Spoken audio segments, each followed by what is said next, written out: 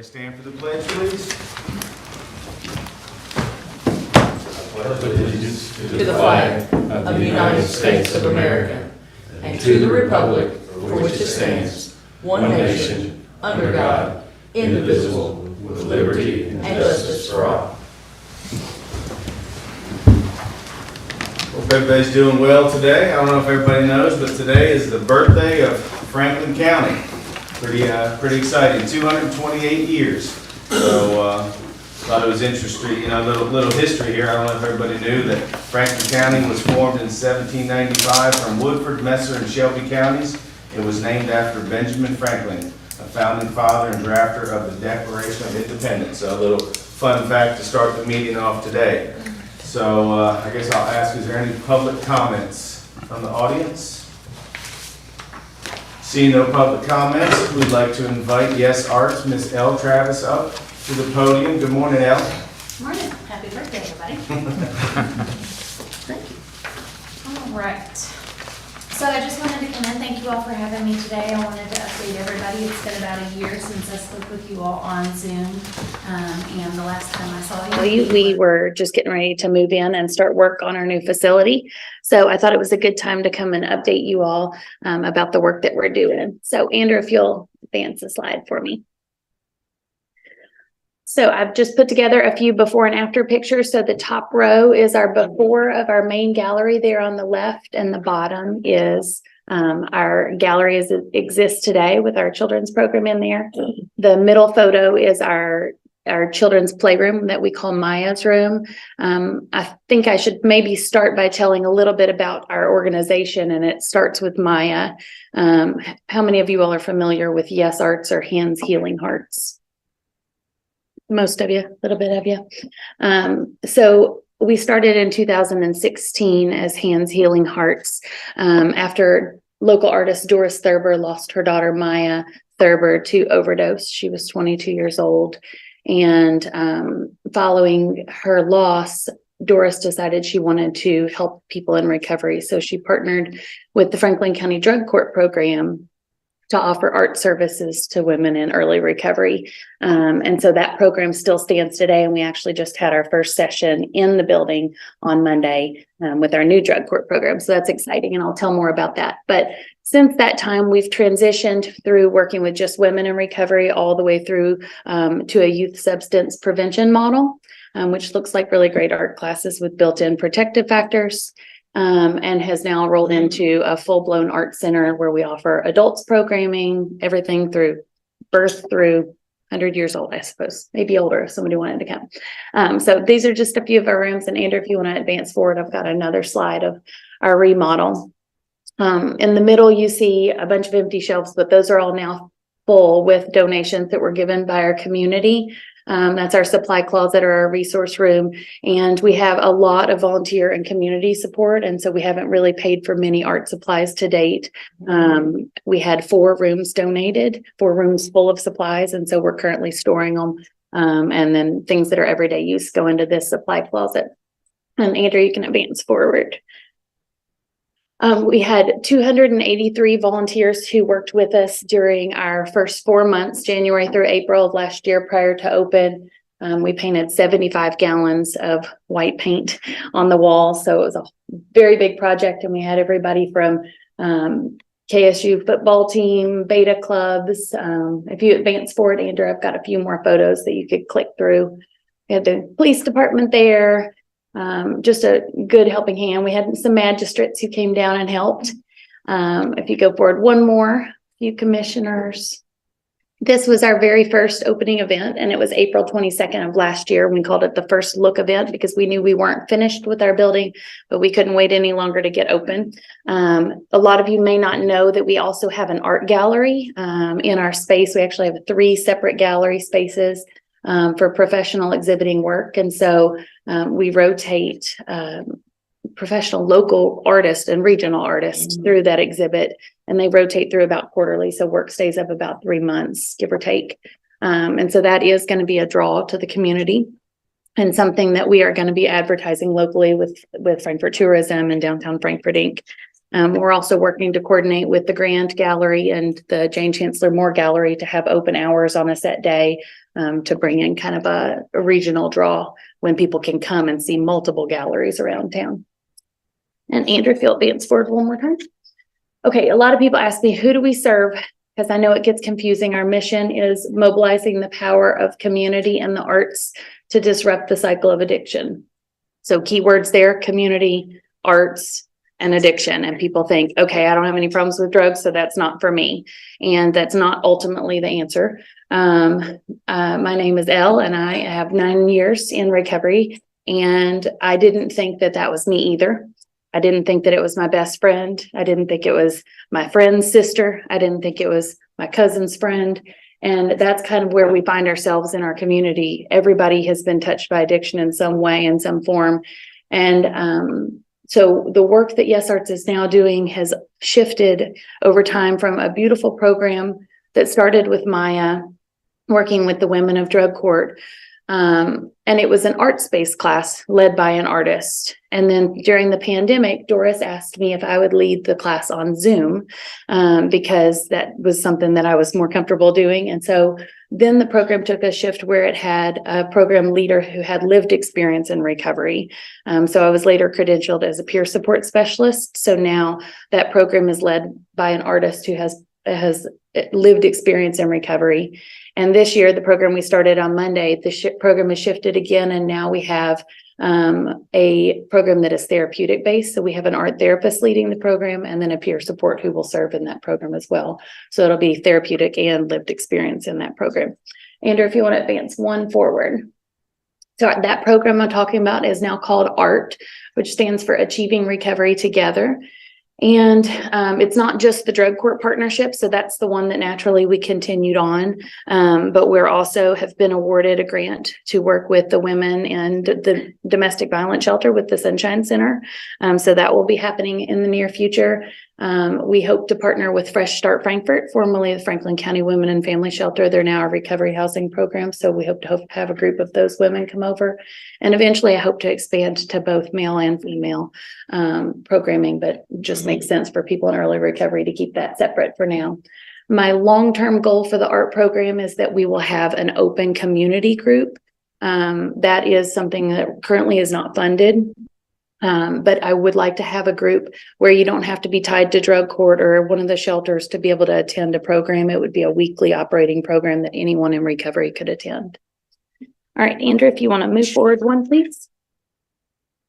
Sorry, also I talk a lot, but I've got a lot to fit in and I don't want to take up too much of your all's time. YAY is the acronym that stands for Yes Arts Youth. So all of our Yes Arts youth programs start with the word YAY because it's exciting and because that's what we're doing. The YAY programs are for all ages. It started really concentrating on middle schoolers just because that is the age that people really have a turn, lots of peer pressure and addictions begin. But ultimately the research and evidence has shown that I'm not sure if you all are familiar with ACEs, Adverse Childhood Experiences, but ultimately that's a quiz that pediatricians can give that can gauge, really, to put it simply, how many bad things have happened to you? Do you have divorced parents? Is there abuse? Have you suffered anything that is going to change your view of the world, really, and and impact your mental state? And so anybody can have ACEs. I have ACEs. And so it's good to do that quiz. So if you haven't done it, I encourage you to go online. But what the science has said is that ACEs predetermine health factors. So not only does it predetermine that you're at higher risk, the more ACEs to fall into addiction, it also predetermines higher risk for heart disease and physical mental ailments. And so we've been studying these ACEs, and there's also something called baby ACEs, which is all the way down to the tiniest children. So if you have a child who is ultimately not cared for well, so if you have a parent who's in addiction and they have a baby in the home, that baby could be left in the crib crying. That baby could not be seeing love. That mother could go to jail. And if the mother goes to jail, unlike a 7 or 8-year-old who can comprehend that the mother went to jail and where they are, even though it's very hard and difficult for a baby, how do you know where your mother went? It's just mama's gone. And so baby ACEs are a completely separate thing, but also a very large factor. So we decided to open our program to everyone. So we have toddler programs that are a family engagement program called Yay Play.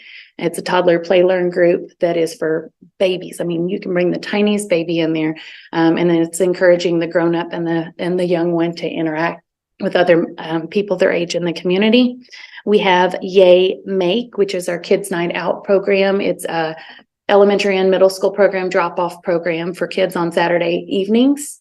We have Yay ASAP, which is our after-school arts program, also an after-school program drop-off. We have Yay Teen that will be starting this summer, which will be a teen hangout for high school students to come eat pizza, maybe make some art, watch some movies, play video games, whatever we can do to get them in a safe place on Saturday nights. Yay Camp is our summer camps. We'll be running from 8 to 5 in the summer to reduce barriers for families for childcare. And we're getting ready to kick off Yay Build, which will be an engineering program based around like Legos and Connects and such.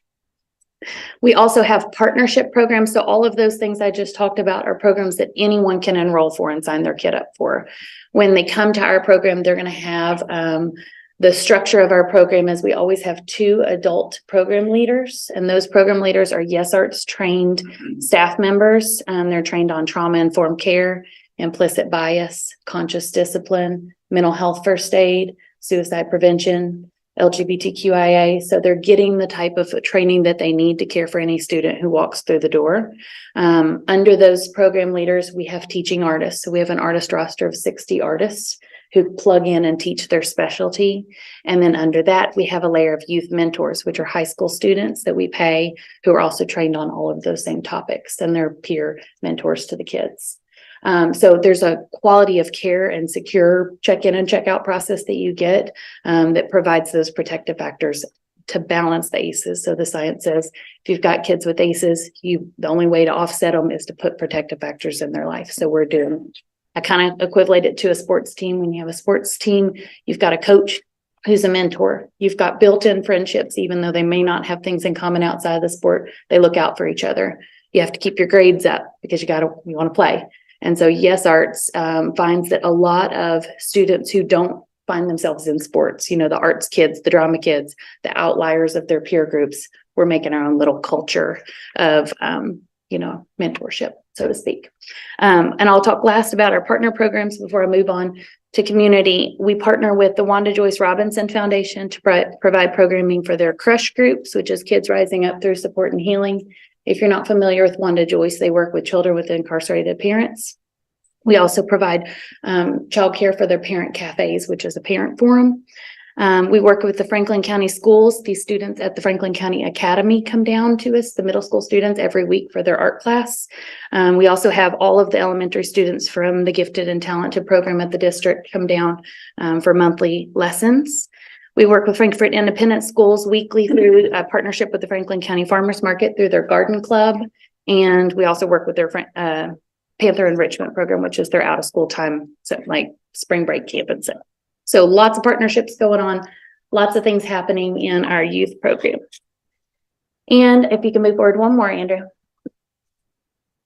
And then last is our community programs. And one that I spoke about already is our gallery program. So that is a regional draw. Something unique about it is that we host elections. Elections just moved in our building today. And so people who may not have exposure to art will get exposure to art. We're in downtown Frankfort, so walkability to potential for people to have access to art that might not.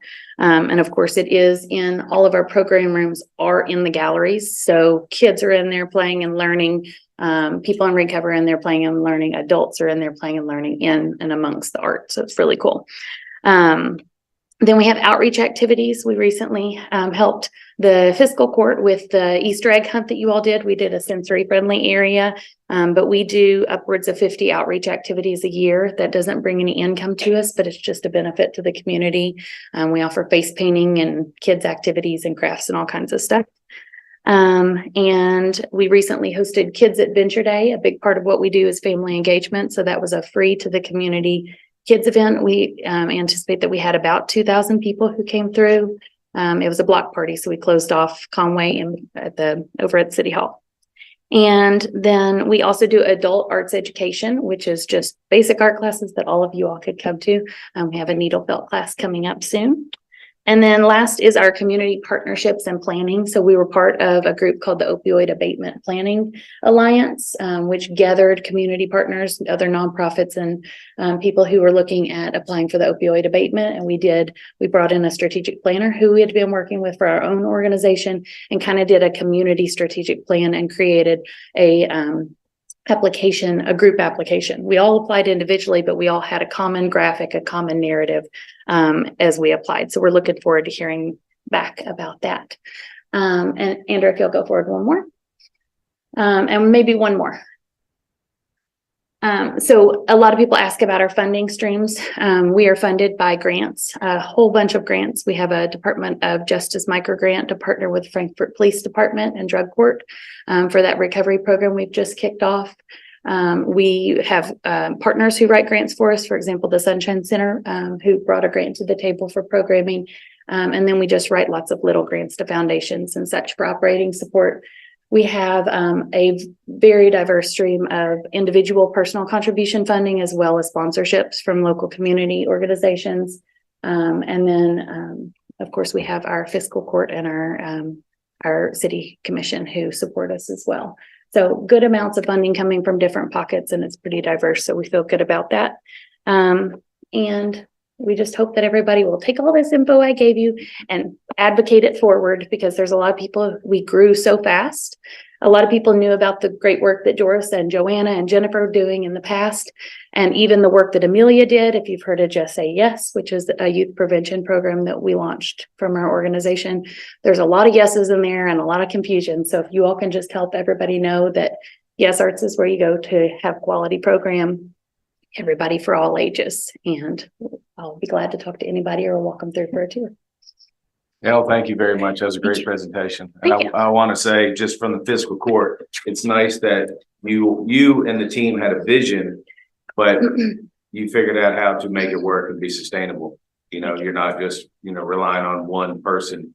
You have multiple, things coming in as far as grants and supporters. And I think that's huge. And I think that should be a model for a lot of people in this community that don't have a plan. So I just wanted to start off by saying thank you, and you're doing great things. And Thank you. Thank you again for helping with the, I think Squire Sebastian helped tremendously with the Easter egg hunt with the area you all did. Yeah. And I think that was a great success. So thank you for that. Thank you. Any questions from the court for Elle Travis? Just want to make a comment. I actually got to go to a training.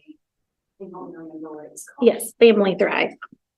Yeah, went last week. Ago, I can't remember what day it is anymore. I'm too busy, but it was beautiful. It was wonderful, and Elle, sets those kinds of things up for community members too. So it was wonderful. They do a phenomenal job over there. They really do. Thank you.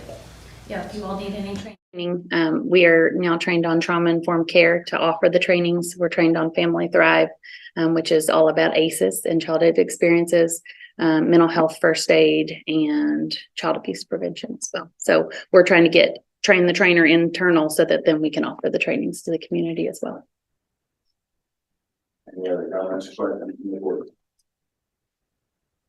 Elle, thank you very much. Thank you all so much for your time. Thank you. All righty, next we have the Franklin Planning Board for a work session. Hey, morning, John. How are you doing? How you doing, sir? Good. Welcome. Thank you, sir. Morning, members of the Fiscal Court. My name is John Cubine. I'm chairman of the Frankfurt Planning Board. With me is Adam Hellert, who's our head of telecom, and John Snyder, who's vice chairman of the board. So appreciate the opportunity to come today. Going with a theme the Optimist Club uses when they give out mugs when people speak. The glass is either half empty or half full. And what we're going to do today is give you an update on where we are on the county broadband project build out. And just to let you know, first, we've had some issues, and we'll go into those in more details. I think you have 4 handouts with you. I think you have about a 9-page fact sheet. I think you have a map, a sample of the agreement that the state government has sent us, and then an article from the Wall Street Journal. Our problem is basically, when we applied for the grant several years ago, we need a local partner. We approached Fiscal Court. They agreed to partner with us, put up $3 million. We put up $5 million. We applied for $8 million in state funds for a total of $16 million. During the time between when we applied for the grants and when we got notice and when we got the agreements, basically what hit us is, no surprise to anybody, was inflation. Y'all seen some charts.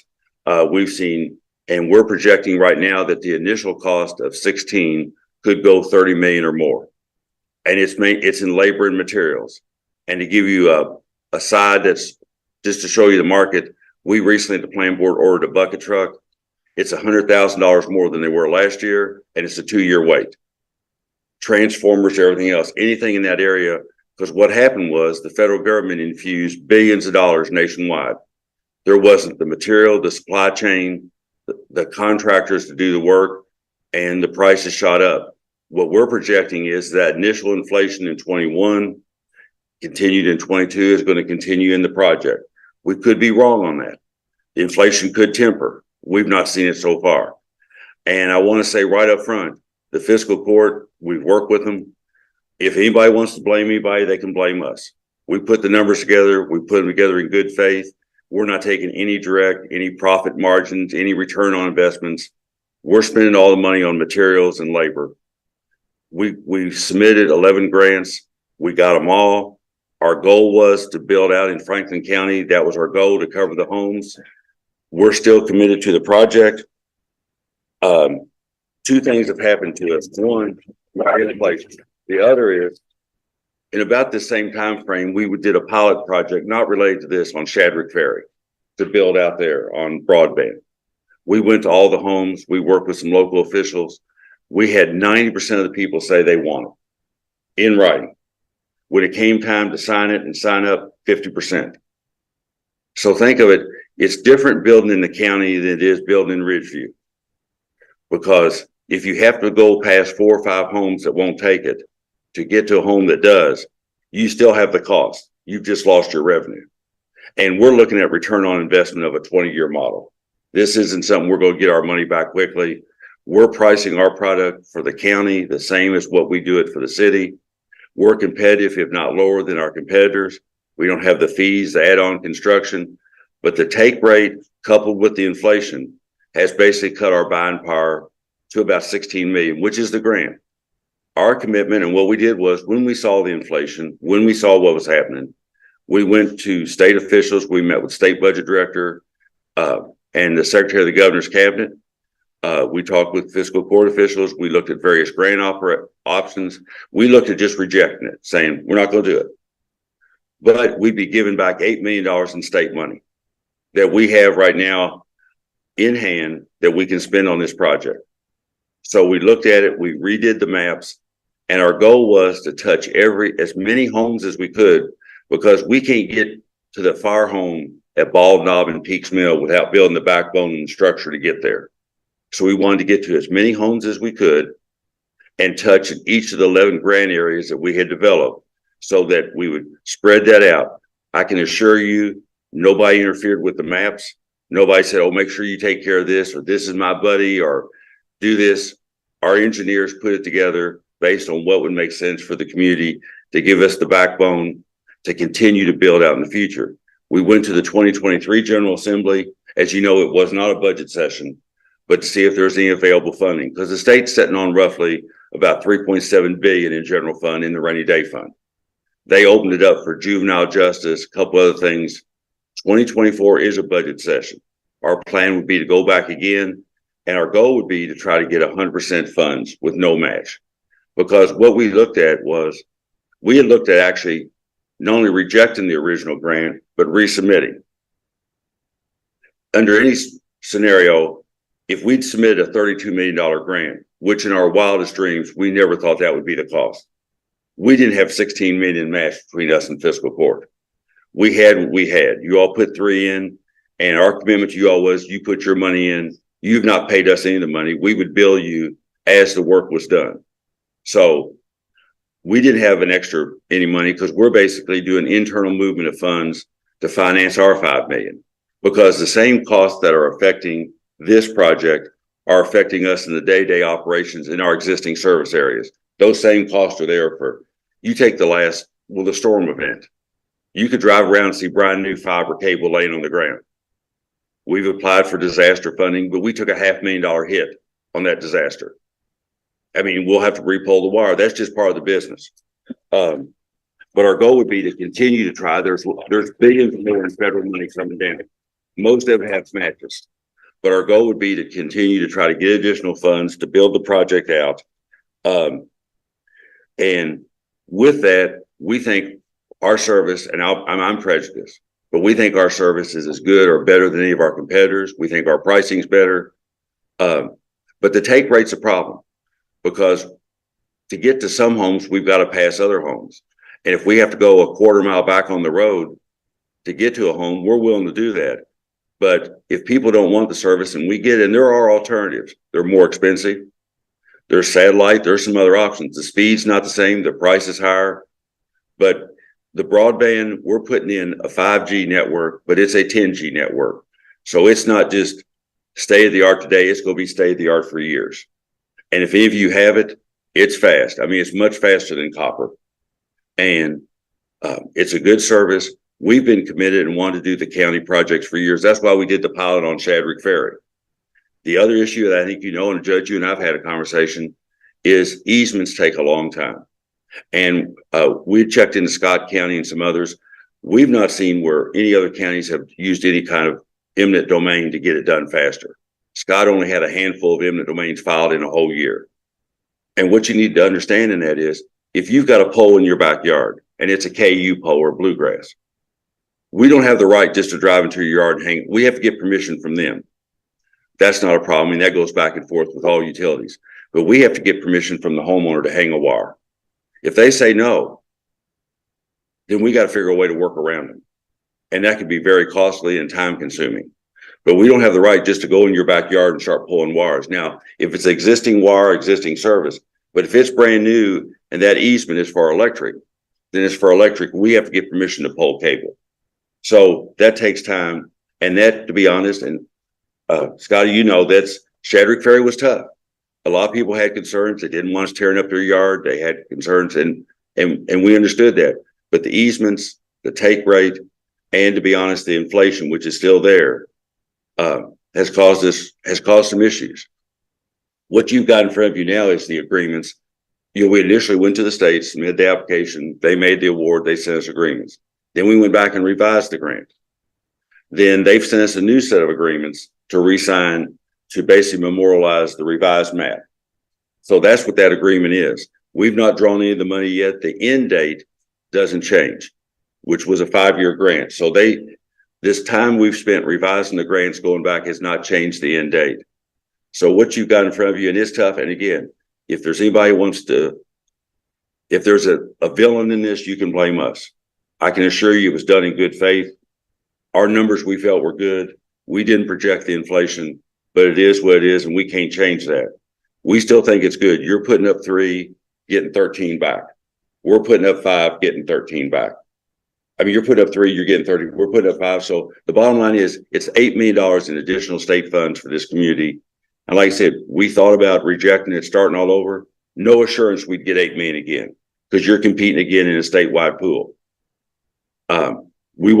The $16 million takes us through this year into next year.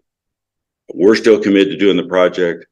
But I understand it, and you've got constituents who are disappointed.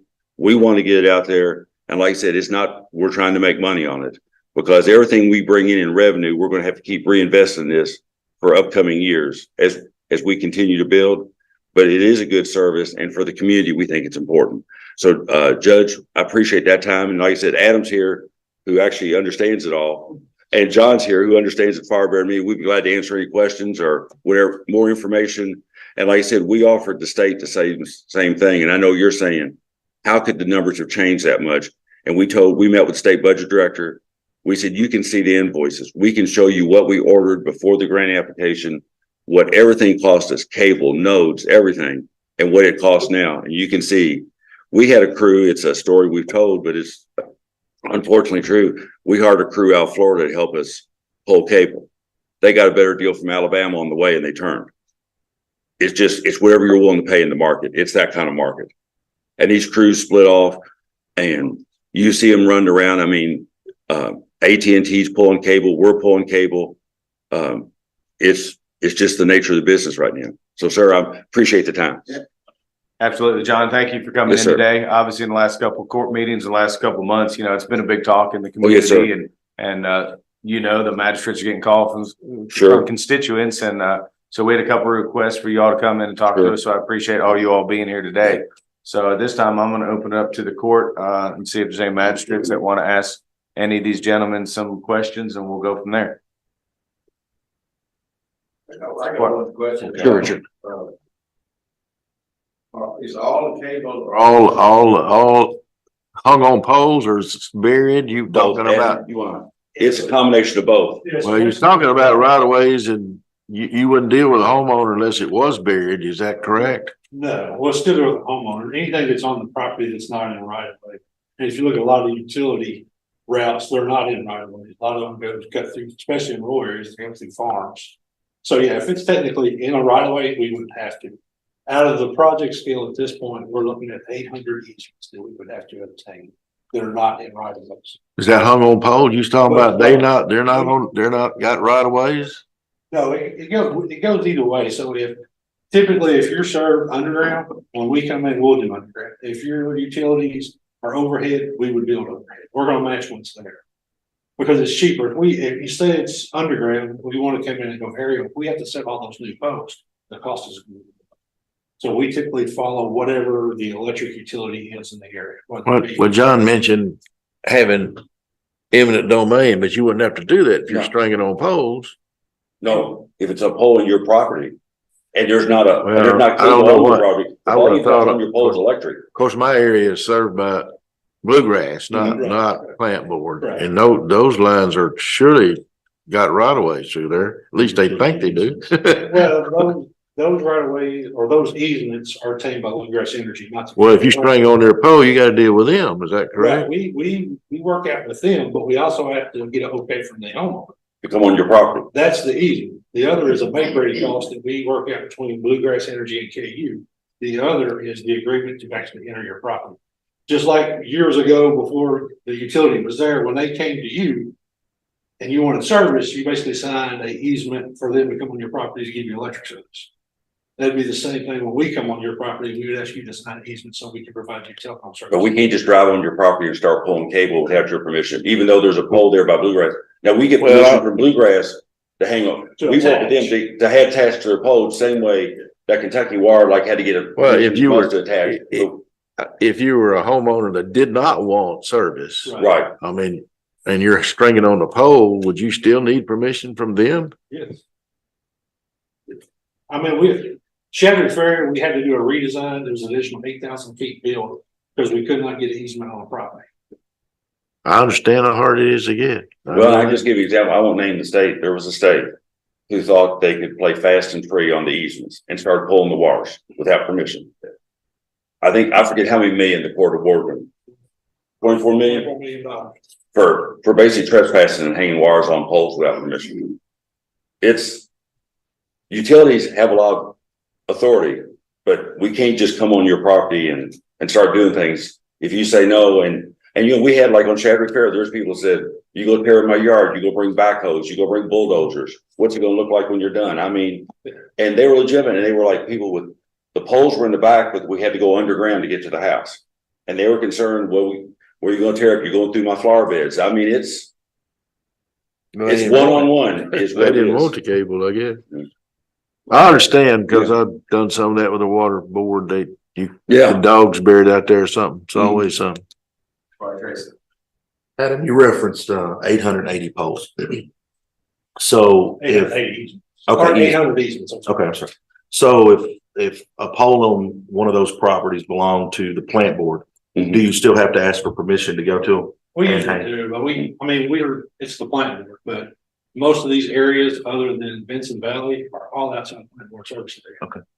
Has there been any conversations with those other utility carriers to see what they could potentially charge the plant board to hang the line on their poles? Well, there's agreements, it goes back and forth. They charge us to hang, we charge them to hang.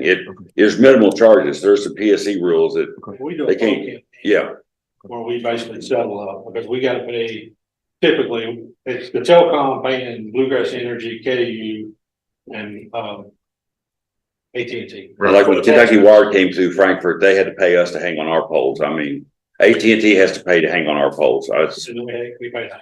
Yeah. Whether it's electric or. But my question is, has there been any conversations with those other utilities to see, hey, would you all run this cable? And that would take out because it's their pole, they can do what they want. They still have to, I think, but their easement is They still have for. to open up the easement because it's a different line of service. Electric company Okay. can't say, hey, I want to come. And the example that he was talking about, the $24 million, that's exactly what that was. It was a utility company saying, we're gonna get in the internet business, we're gonna build it across this farm, and the farmer's like, no, you got an easement to offer me electric service, not telecommunications service. Mr. Plant, But no, we haven't asked. Okay, all right. And then my next question is originally it was 1,900, Yes, sir. 17 customers. Right, What is that number today based off of the money that? 1,050. 1,058. And that could vary a little bit. I mean, if inflation eases, it helps us. If inflation goes worse. But that's the number that we think, based on redrawing, that we can get to. And like I said, we tried to build it where we could touch as many possible homes as possible. With the idea also being that as money's become available, the backbone is there, then go on further out from that. Now, what we don't know is, and this is something that, the court I know is interested in, we're interested in, if in theory, because, you look at the cost of what we thought this was going to cost originally per household and what's going to cost it's double. Now, you can't compare other grants because it depends on your terrain, your geography, hills, where you got to go. Our commitment was we wanted to get to everybody in Franklin County. We said that in front of this court. That was our goal. But if you have somebody and they're 2 miles out and nobody in the middle wants it, and then they're a half mile off the road,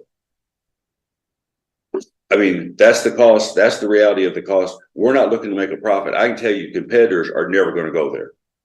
They're just not going to do it. There is, like the Elon Musk, the Starlink, more expensive equipment, more expensive monthly charge, about not even half the speed. What is it? A fifth? A fifth of the speed. But, when you look in a lot of countries, that's what they're doing, not to pull poles. But the take rate really has alarmed us. Because we thought, based on the initial survey of Shadrick Ferry at 90%, we put this grant in at 70%. We thought that's safe. 50%, we never thought we'd be looking at 50%. And just think about anything. If you're running a business, if you build a business and you're assuming your customer load and you lose that percent of your customers and you still have the same fixed costs. I mean, that's the reality. We're not there yet because we're not building out that far, but as we get there, those are the numbers that are going to start, does it cost $25,000 to get to that last house or $30,000? For that homeowner, they want it, if they want it. The other thing we need to know is, if they don't want it, are we going out there? I mean, and you're asking one homeowner now to decide, but if they sell their property next year, the new one comes in and says, well, I'd build out here, or I'd build a business, or I'd do something here if y'all can do something. But there's no doubt. I mean, the fiber is reliable, faster. I mean, it is the way to go. Whether we're offering it or anybody else, that's just the reality of the business. You referenced making your money back in 20 years. We're not sure of that. That was our return on investment we had was 20. Is that 5 million or is that the total project of the grant or the project, the total? I'd have to go back. I'd have to go back and look at the work papers, but because the way we budgeted is, as we're building and adding customers and generating that revenue, we use that revenue to build the next phase. So we basically are self-funding our expansion as we go. So yeah, I understand that, but on paper, the plant board's putting 5 million toward it, where the county's putting 3 million toward it. Right. The grant is X. So when you reference making our money back in 20 years, is that 5 million or is that the total cost of the project? What I'll do is I can get you those papers because that also includes the cost of maintenance, operation over the next 20 years. Poles are going to come down, lines have to be replaced. I mean, it's the whole cost of operation of the network. But we've got that on a spreadsheet. We'll be glad to send it to you. It may be, I mean, I think. I got it. But we'll get to that, sir. Okay, thank you. Yes, sir. I only got two real quick questions. Sure. One of them, do plant board have all of Franklin County, or is it any other, is Bluegrass got any of it or any other? Well, we're only in Franklin County. We have, there's other people. I mean, AT&T's here, there's other systems here. We're the predominant carrier. What percentage are we of the business here? Probably 75-80%. But so, in our new statewide No, effort, it's No. y'all only in Franklin County? Yes, sir. Okay. Nobody else, like Bluegrass is not in Franklin County. Bluegrass, I don't think even offers. They're not gonna do it at all. Not that I'm aware of. No. Okay, the other question I have was, if you got your existing service, is that all copper? No, it's a mix, it's a fiber coax mix. It's called a HFC, hybrid fiber coax. So basically we leave our head in on fiber and we run to the individual subdivisions, and when we get to the subdivisions, we change over to coax. We're in the process of rebuilding that to an all fiber network, but that's currently what we have in place today. So that's, if you got service, it's not really gonna change that. For the old system, we wouldn't build the older technology in the grant areas. The grant areas is all new, it's all fiber optic. So it's a different service than we offer our existing customers today. Well, half of our existing customers. This is a newer technology that we're building. So I'm looking at this map that's in our document today that you referred to, I think. Yes, sir. The areas that have been dropped, the 900 that's not going to be here anymore, is it? They're not, these are the areas that don't have checks. Right. So basically, these were all areas of part of the grants, and then they have been dropped. The areas that we're picking up are the shaded areas. So you can see each area still has part shaded, and those are the areas that make up the 1,058. The ones that are shaded with the X's on them. Is that correct? That's what. Yes. So these don't have it. I don't know, that might just be. Yeah. But then this is the original grant, and then the cross-X sections are the areas that we're going to. So area 5 is not. Yeah, except for that portion of area 5. Yes, right. Okay. And then area 2, mostly all of area 2. And then you got this area here. We drop this part. It's the further outreaches that were basically dropped. Squire Tracy, you asked the question about our analysis. We went by anything we do on a capital project. We use what's called a net present value analysis, where we discount, the fees we're going to get in the future. We discount 4%. If we've estimated that if we have a 70% take rate, then our net present value of it will be a positive 1.9 million, the plan board, over 30 years. If we get a 50% take rate, it's a negative 2.9 million over 30 years. So that 1.9 million, if you want to talk about a profit or whatever, we don't really have a profit. What we do with those is we either reduce our user fees or we plow it back into the thing. There's no shareholders to pay. There's no dividends to pay. But that's, the way we keep our operations going. But like John said, the key for us is the take rate. And the Shadrick Ferry thing was a real shocker to us, because it was supposed to be this slam dunk where, we were going to have all these people come in, and when you see only half the people take it after 90% of the people say they're going to, when you ask them about it, it was splash cold water on us. So that was where we are. Okay. Just so I think the Fiscal Court might be just interested. The way we operate is we basically have 3 silos. We have electric, water, and telecom. We don't cross revenues because they're not all the same customers. Electric supports electric, water supports electric, telecom supports telecom. We do interdepartmental loans, but those loans are paid back usually to the electric department with interest. So telecom customers aren't supporting electric, and electric aren't, because they're different people. In some cases, all 3 services are in the same household, but we don't ask a Frankfurt water customer to pay for electric or vice versa. So we keep those distinct. Our budget are separate. We account for them separate. And there's crossover customers, but they're different customers. So one's not subsidizing the other. And the one thing we wrestle with here is one of the things that the governor spoke of when we applied for this grant and we received it was not only the access, but the affordability. And we didn't think it was proper to raise the rates on all other cable customers to support the county project because one, obviously would not have been popular, but two, it gets at the affordability. If customers don't want it at the current rate, they're not going to take it at $20 or $30 a month more. That just kills the affordability and access. So we tried to keep that. And like I said, as John said, we don't have shareholders. We don't pay dividends. Any money we make in telecom goes right back into telecom. It doesn't support projects. Telecom revenue didn't support the reservoir. I mean, they stand alone and the accounting stands alone.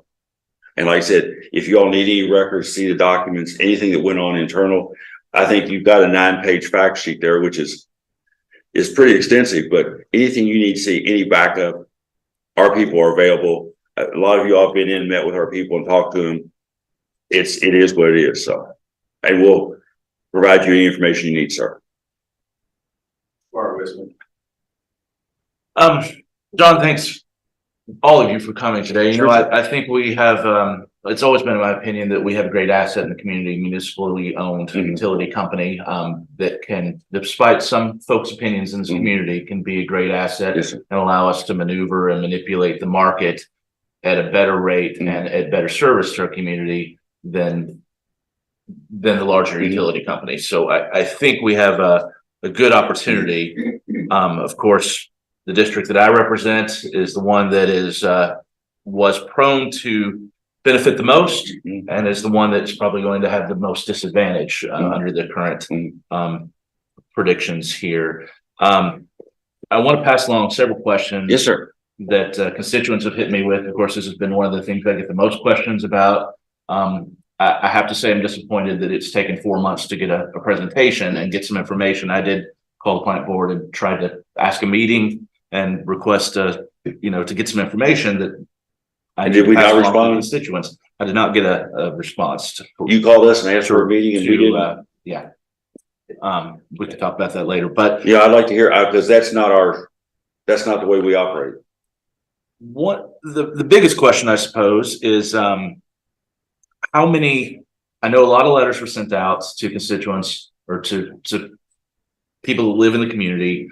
I'm wondering, were all of the residents within the initial grant area, were those contacted with letters about potential service, or was it just the areas that have been identified to be served? So basically what we've done, we did a complete walkout on the entire Franklin County. And as part of that walkout, we sent letters saying, hey, we're going to be, the plant board or contractor will be on your property, measuring poles. It goes back to what we have to do with Bluegrass and Katy. We have to measure those poles, turn them in and say, hey, this pole has to be replaced, or this pole is bad, we can't attach. So we basically do a walkout, and we walked out the entire county. One reason, even though we knew that there was going to be scaled back, is if we ever, the cost to do it, and as far as if we're still moving forward, trying to get additional grant funds or eventually building the county, we need to. So that way, even the design we do today has enough backbone fiber to serve the rest of the county. And so they got letters. Everybody should have got a letter at one point or time that said that we were going to be in the area doing some engineering work, not construction or building.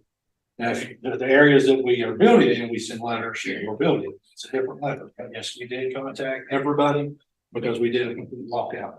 And I'm just going to ask you, so this is the first presentation that I know of that Fiscal Court's had since the initial proposal. So I'm just kind of asking you to reinforce formally a little bit, and I have some of this information, but so another question constituents have raised continuously is AT&T is run fiber underground, all over the county, not all over and below in many areas. Some areas, yeah.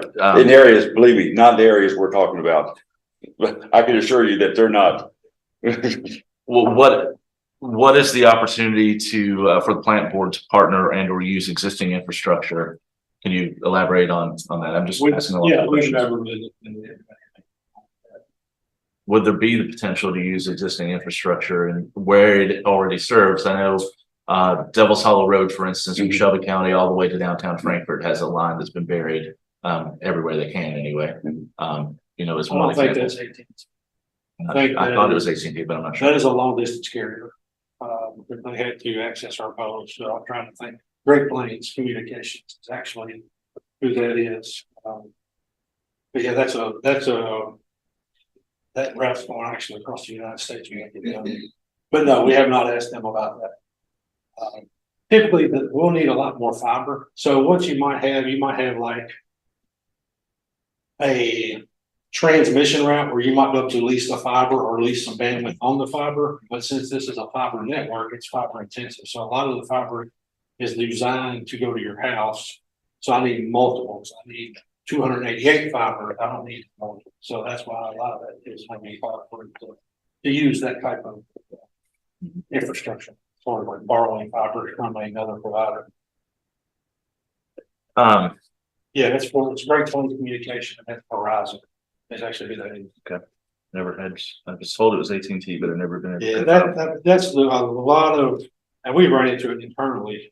We have contractors come in and they might have a logo on their truck, and we try to make sure they remove it when they're out working for us and they have the Trackboard logo, because it just creates confusion and things of that nature. I'm wanting to ask about the financials. You know, I know last fall when you all did a September update, you know, the price of everything in the US was doubled, and a lot of things have fallen. Prices of lumber, building materials have fallen by 50% in some instances. Are you seeing any indication that we're going to have a decrease? I expect, I know the answer is not going to be, because everyone in the US is trying to do the exact same thing right now. $64 billion flooded into this, so I doubt it. I mean, the best thing can happen is it stabilizes and doesn't go up anymore. But, you know, we just did a long-term, well, not a long-term, 18-month buy on some fiber optics. I forgot what the percent increase was. It wasn't really bad. It did kind of lock us in. So we're starting to see it stabilize. Well, 6 months ago was a year lead for fiber optic cable. We're down to 6 weeks. So things are getting better. I don't know how that's going to go with the pricing. Like I said, my hopes is it just stabilizes, and that would be great just to see it stabilize. You know, I look at a reliable internet connection as a lifeline now for a community. And I continuously talk to constituents, and others have been reckoning it to the great build out of electrical after World War II to all of our homes, that there was a lot of money put into that because it wasn't financially feasible to build those utilities for most of the US.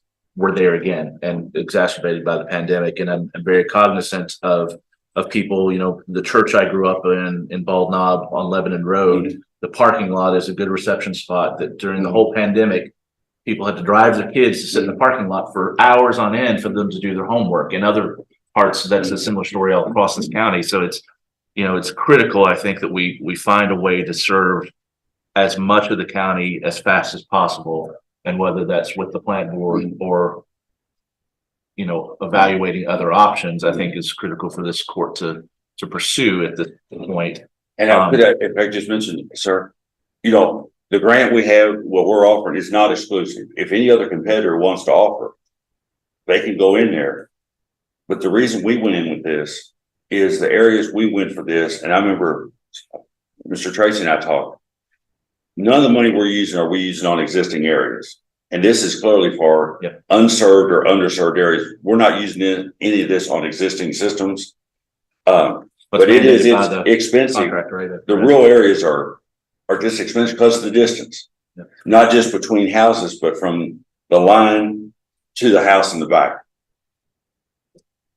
Your take rate, I'm wondering about, you know, you at 100% take rate, you estimated that within a 30-year period, $36 million. Effectively, the system pays for itself twice over that point at 100%. Obviously, we're never going to get to that. Doesn't look like it. No. That's from March. I think that might be from September, the estimations of last year.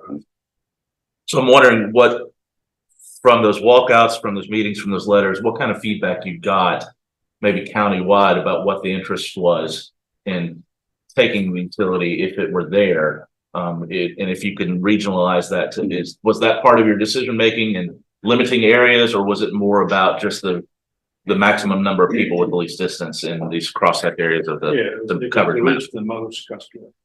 with the existing 16 million. Because our goal was, and what we assured the state was, and in conversations with the court earlier, last year, was to spend every penny of the 16 million. And we told the state, once we hit the 16 million, we'll hit a dead stop unless we get some other grant funding. Well, that I think is my final question Yes, sir. is, we're all aware that there's more money coming down the pipe for Mhm. broadband nationally. If you have any thoughts on what we're seeing coming, some of this federal money that is being set aside for connectivity. Right. You know, the state, I always thought it's interesting that the state set aside so much money for wired Kentucky Mhm. to connect Eastern Kentucky when 9 miles outside of the Capitol door, you couldn't get any kind of service or basic utility at all, and still can't in some instances, even with satellite options. Do you have any thoughts on I mean, what we're seeing coming? You're exactly right. There is a lot of additional federal funds coming. Most of them, I think all of them, I know, have a match. Our goal that we want to pursue with the 2024 General Assembly is basically, look, we were in the first wave, us and a handful of other cities. We are the only ones that got caught in this inflation tsunami, for lack of a better term, that it hit. No one saw that coming. Future grant applications were able to take advantage of that. Our argument is that the state has the flexibility to give us and those other cities some, I don't know, dispensation to basically be able to get some additional funds to offset that inflation. That's going to be what we go to the 2024 session with and say, you know, we've talked to our representatives, we've made some other overtures to see if we can't get some help. Anything we pick up $1 million here, $1 million there, whatever we pick up, we keep adding houses. Anything we get would go. And the thing I mentioned earlier was, we're not charging any indirect, any admin cost for this at all. It's all going into the construction and the materials. We're not taking 10% off the top to cover. I mean, it's 100% going into the grant. And that's one of the benefits of a public or a municipal utility, that we can do some of that. You know, I haven't done one to fund this hour anyway, so. I question whether we can do a little bit more. You know, I look at the fiscal court as a partner in this with our financial contribution and our interlocal agreement, which I'm hoping to get a copy of. I haven't seen that just yet. And y'all got it. Not we, you know, we. But I'm wondering if you know, again, as a partner, that I think that it's critical for this fiscal court to consider lobbying on our own behalf to the legislature for funding. And I'm wondering if we can't have a better position because we are a municipally owned utility, the only one in the state of Kentucky, right? No, there are others. No, There's others. There are. Yes. Yeah. But if we can look at going ahead and running main lines to serve some of these areas without connecting individual homes, if we can go ahead and get some of the base infrastructure in. Have you explored any other options like that to, you know, my Flat Creek, 421, all the areas of the northern part of it's the northern part of the county that's so rural and has some topographical issues, right? Have we looked at a way to get service to those areas? Maybe just the base infrastructure, as I'm going to call it. Maybe that's not the correct term, but running main arterial lines that then can be expanded, if that might give us a better position for funding in the future. Yes, so basically, let's get you off. So basically what we did on this design is when we leave our existing area, or let's just say our head end, we're taking enough backbone fiber to serve all of Franklin County, not just what the hatched areas are. Actually, we're looking at having 2 remote sites in these areas because and we knew this going in, there's some of these far areas of northern Franklin County, we can't reach from our head end. So we're gonna have to have an active piece of equipment. So we've designed 2 sites out in the county that we're working on to feed there. That way in the future, when we go past to reach those further areas, we have the ability to do it. I'm assuming both of those are probably other side of the river and north. Yeah, we're kind of the looking at the county fire departments.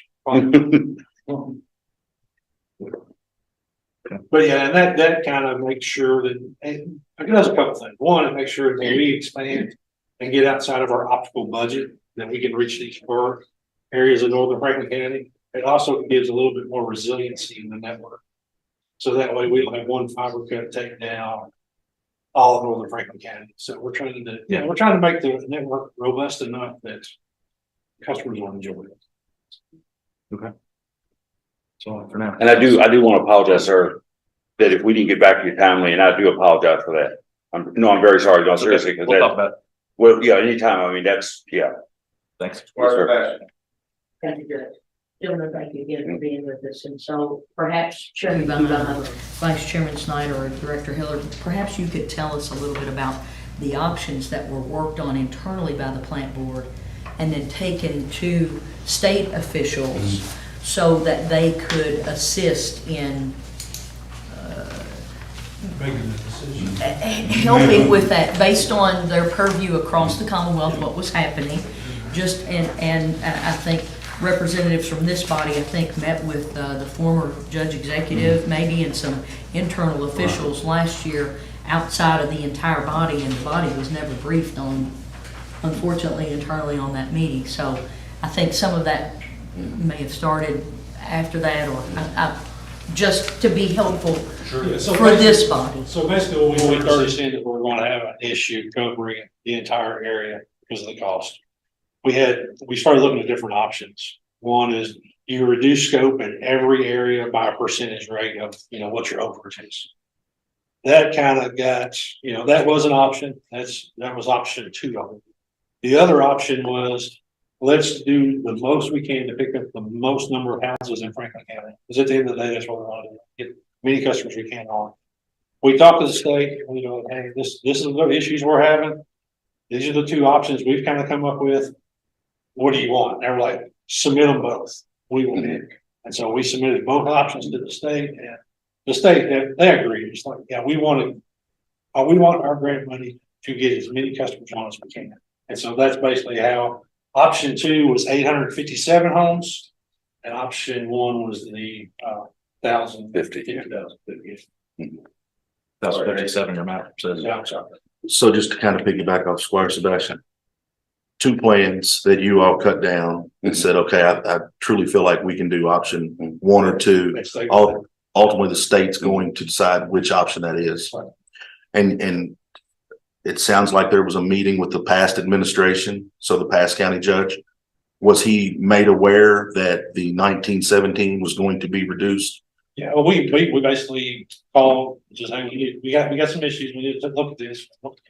These are what we're up against, and these are the numbers and what we need to do, what do you think? And Right. he's like, yeah. I mean, I'll be honest, and I'll be very honest, I'm not speaking for the former, he can speak for himself. Obviously, he was not happy. He basically let us know very quickly that this was not good. And what it's a little stronger now, that, what were the options? We went through them, and he basically said, it's your all's call. It's your grant. We're co-partners with you, but it's your grant application. You got to do it. You've got the engineering. You've looked at it. And we basically said, we didn't have to have permission to submit it. We submitted it. We let him know we were submitting the revised, but it was, like I said, we'll take the hit because we put the final 2 plans together, our engineering, our program people, we submitted it. The state looked at it, and we thought we came up. One other option that Adam mentioned, which the board rejected, was we could just said, look, we're going to pick one area. We're just going to go where we can make the most bang for our buck right off. Closest proximity, most return. And we said, that's not fair. We submit this for the whole county. We got to try to get something in every part of the county. So that was the direction. But like I said, we went through it. We shared some maps. We looked at it. We revised maps. The board looked at it and said, no, that's not, but they're engineering people. And then we, in a board meeting, approved the submission of the revised maps to the state. And then at that point, we waited on them, and they asked a bunch of questions, went back and forth, on the numbers and that. And they were very helpful, but they did their due diligence. And we had an option of pulling the plug. Yeah. That was the do nothing. Right. Absolutely. Which And it can turn out, if we pull the plug, we can maybe go back and get more, or we can go back and get nothing. So with all that being said, Yes, sir. and then looking at the map and looking at some of the area that's in my district, as far as like the far end, the Gregory Woods, the Union that butt up to Scott County and this, that, knowing that Spectrum, the charter group, knowing that they're coming this way Right. through the Scott County. Has there ever been conversations to say, hey, if this area is open, if you all want to try to feed that area, They can do it. just trying to think of something that would resolve it. Technically, right now, they can apply for grant money for that area if they want it. And is that based off of a match? They just put up a match. Somebody would have to put up a match, yeah. Yeah, and there's, you know, when the last grant we submitted, so basically all the areas that do not have the hatch are considered unserved or underserved, and they are available for grant match. So AT&T, Spectrum, fixed wireless providers, anybody can apply for those areas now. There's nothing that Plainmore can't stop them. We're not. No, we don't have an exclusive franchise at all. No. Even though that you all were awarded the 11. Right, the grants that the option 2 only covers the hatch area. Everything else is open for any provider that wants to come in. When they approved that second option, it essentially released those areas and made them unserved again. But as we said before, the key on it, now we can't speak for our competitors, obviously. But there has to be, for them to move in, they got to look at the return on investment. And there's not money to be made on some of these areas, just because the geography. Now, there may be on a specific area right near the border where they're building out, you know, there may be, but if that's the case, the fact that we have to go through miles and miles and miles to get there, and they're right going to be right on the Scott County border, you know, it puts them at an advantage, and we just have to throw our hands up and say, yeah, it puts them at an advantage. Or go through the woods or the forest and cut trees. I mean, it's. So ultimately it could be beneficial for a group like that to pick up those outlying. That's how the planning board's expanded over the years. We've never applied for a grant, but you gonna have a couple of houses get built or a farm get subdivided, just like where you live. We expanded that area, you know, and we have, I think we spend $100,000 a year on expansion like that. It's just in our budget, and it's for those small 3 or 4 house developments that, you know, we build to. Right. It'll be the same thing for them. Oh, I'm sorry. I've got one more question. I swear I ain't gonna ask you anything else.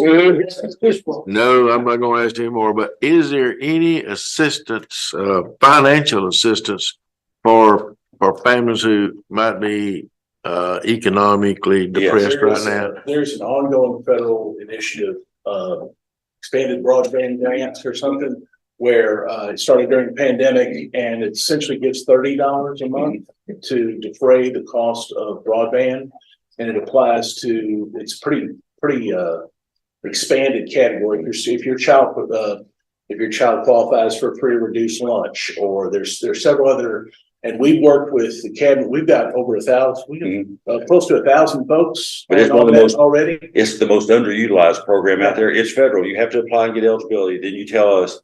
Then you actually get billed, and we bill the federal government for that share. But all of Frankfort Independent certified everybody for free and reduced. So every household there qualifies, and it's just been a handful compared to who could be eligible. A lot of Franklin County is eligible. There's money there. There's millions there that household could get every month. And we've gone to schools. We've gone to open houses. We've passed out brochures. We put mailers in the backpacks. The families just aren't applying. And it's not limited to programs. It can be self-service. So if you need the Wi-Fi hotspot, right, that qualifies. So there's a lot of money there that's going not just in Kentucky, I mean nationwide, that's going untapped. That's a federal program, correct? It is, and our customer service folks, we have trained our customer service folks. They will work with them to work through the eligibility papers, because you know anything we can do for our customers to reduce their bill, we still get the money for the service. And it's just the federal government picking it up through the grant program. Yeah, but we can't apply for the eligibility. They have to go online to the federal government and get the eligibility. And once they're certified, then we can start billing for them and reduce their bill.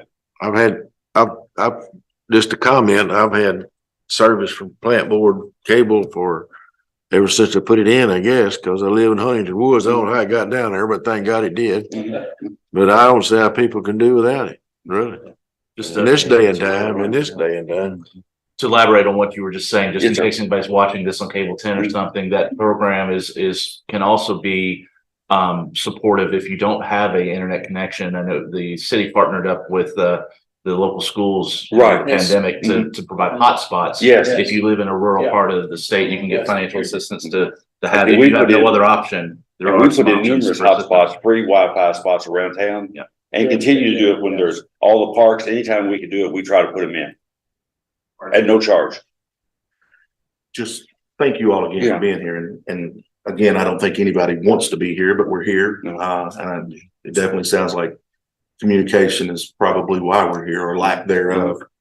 My question, I kind of circle back to these identified areas that are not going to be serviced. Mhm. And I'm not sure, I hope that you all can speak for the plant board. So my question would be, would it be okay that if the county judge takes time, does his due diligence to reach out to others to say, hey, we've got some areas that are not going to be serviced. We just can't get to them. It's just not feasible. But you may be butted up to this area, or, you know, I don't know who runs Owen County. I do know that, you know, news broke that Swallowfield and Swallowfield and Donald's Ferry and all that road wasn't going to get it. And, I've definitely taken calls over that area. But so my question is, would it be okay to give him an opportunity to reach out just so we can see if we can get this That's his- county that's- blanketed? As far as we're concerned, that's his Yeah. call. Yeah. We have, due to circumstances, we've had to abandon that for the time being. Mm. Our eventual goal is to try to get it built out. This grant was going to accelerate that process. Understand? But if you got areas that abut Scott County or somebody where they're building out to that border and it makes economic sense now, you know, it's a private company, they're gonna have the return on investment, all that kind of stuff. They may still not do it, even though you think it makes sense, because they might not be making enough money off it. So, Understand. but no, I mean, it's really the judge's call and your all's call. If y'all want to encourage that, you know, we wish you luck, because we want to see these people get Service. We would like to provide the service, but we're in a position economically where we're just hamstrung by, like John said, not wanting to charge this off the back of our electric customers, our water customers. Telecom has to be a self-sustaining entity. And, you know, we loan each other money and pay it back with interest. But, you know, each of the three lines really does operate on their own. So. No, I totally understand. I just, No, again, I think there's a commitment, and I think. And we're gonna go to this Smart 2024 session, and we would love to partner with you all to try to get additional funding. Because we think we've got a story to tell that we were in that first wave. No other group of applicants were hit with 40% the first year on parts and supplies. I mean. Off the top of your head, do you all know how many participants or how many entities participated in that first round? It was Right. 8 municipals, and I think I know AT&T did, and. Spectrum with Spectrum Charter, yeah. Charter, one of them got the biggest up in northern Kentucky, Yeah. but it was a big area. It's a dozen or so statewide. Most of it in number of grantees are the municipals. That's not a lot of population. I mean, the big carriers, the Spectrum and those folks, they're gonna be huge numbers in terms of population. And the value of it's probably gonna be more, but I know the 8 municipals, I think, got the grant. What about other government entities? Do you all know how many applied for the That would 50-50 that would match? be that would be the municipal. Yeah. The municipals, Yeah. as far as, you know, we're a quasi, you know, Right. we're a creation of the city, but similar to Owensboro and Bowling Green and Yeah. other folks that do this as well. So if there were 15 other, you all would say that they are Our goal when we 50 approached to 70% over budget? when we approached the 2023 General Assembly, we took the list of everybody who got in that first round and made the pitch on behalf of all of us. Yeah. We don't have their financials. We've talked to some of them, but we didn't just say, just take care of Franklin. We said, everybody in this first round. Right. But when you said, we couldn't speak for the planning board, I'm chair, John's vice chair. That just leaves Steve Mason. And I told Steve Mason, he might be chair after lunch today. So I said, if this doesn't go well, I said, you're moving up, buddy. But I hope you can.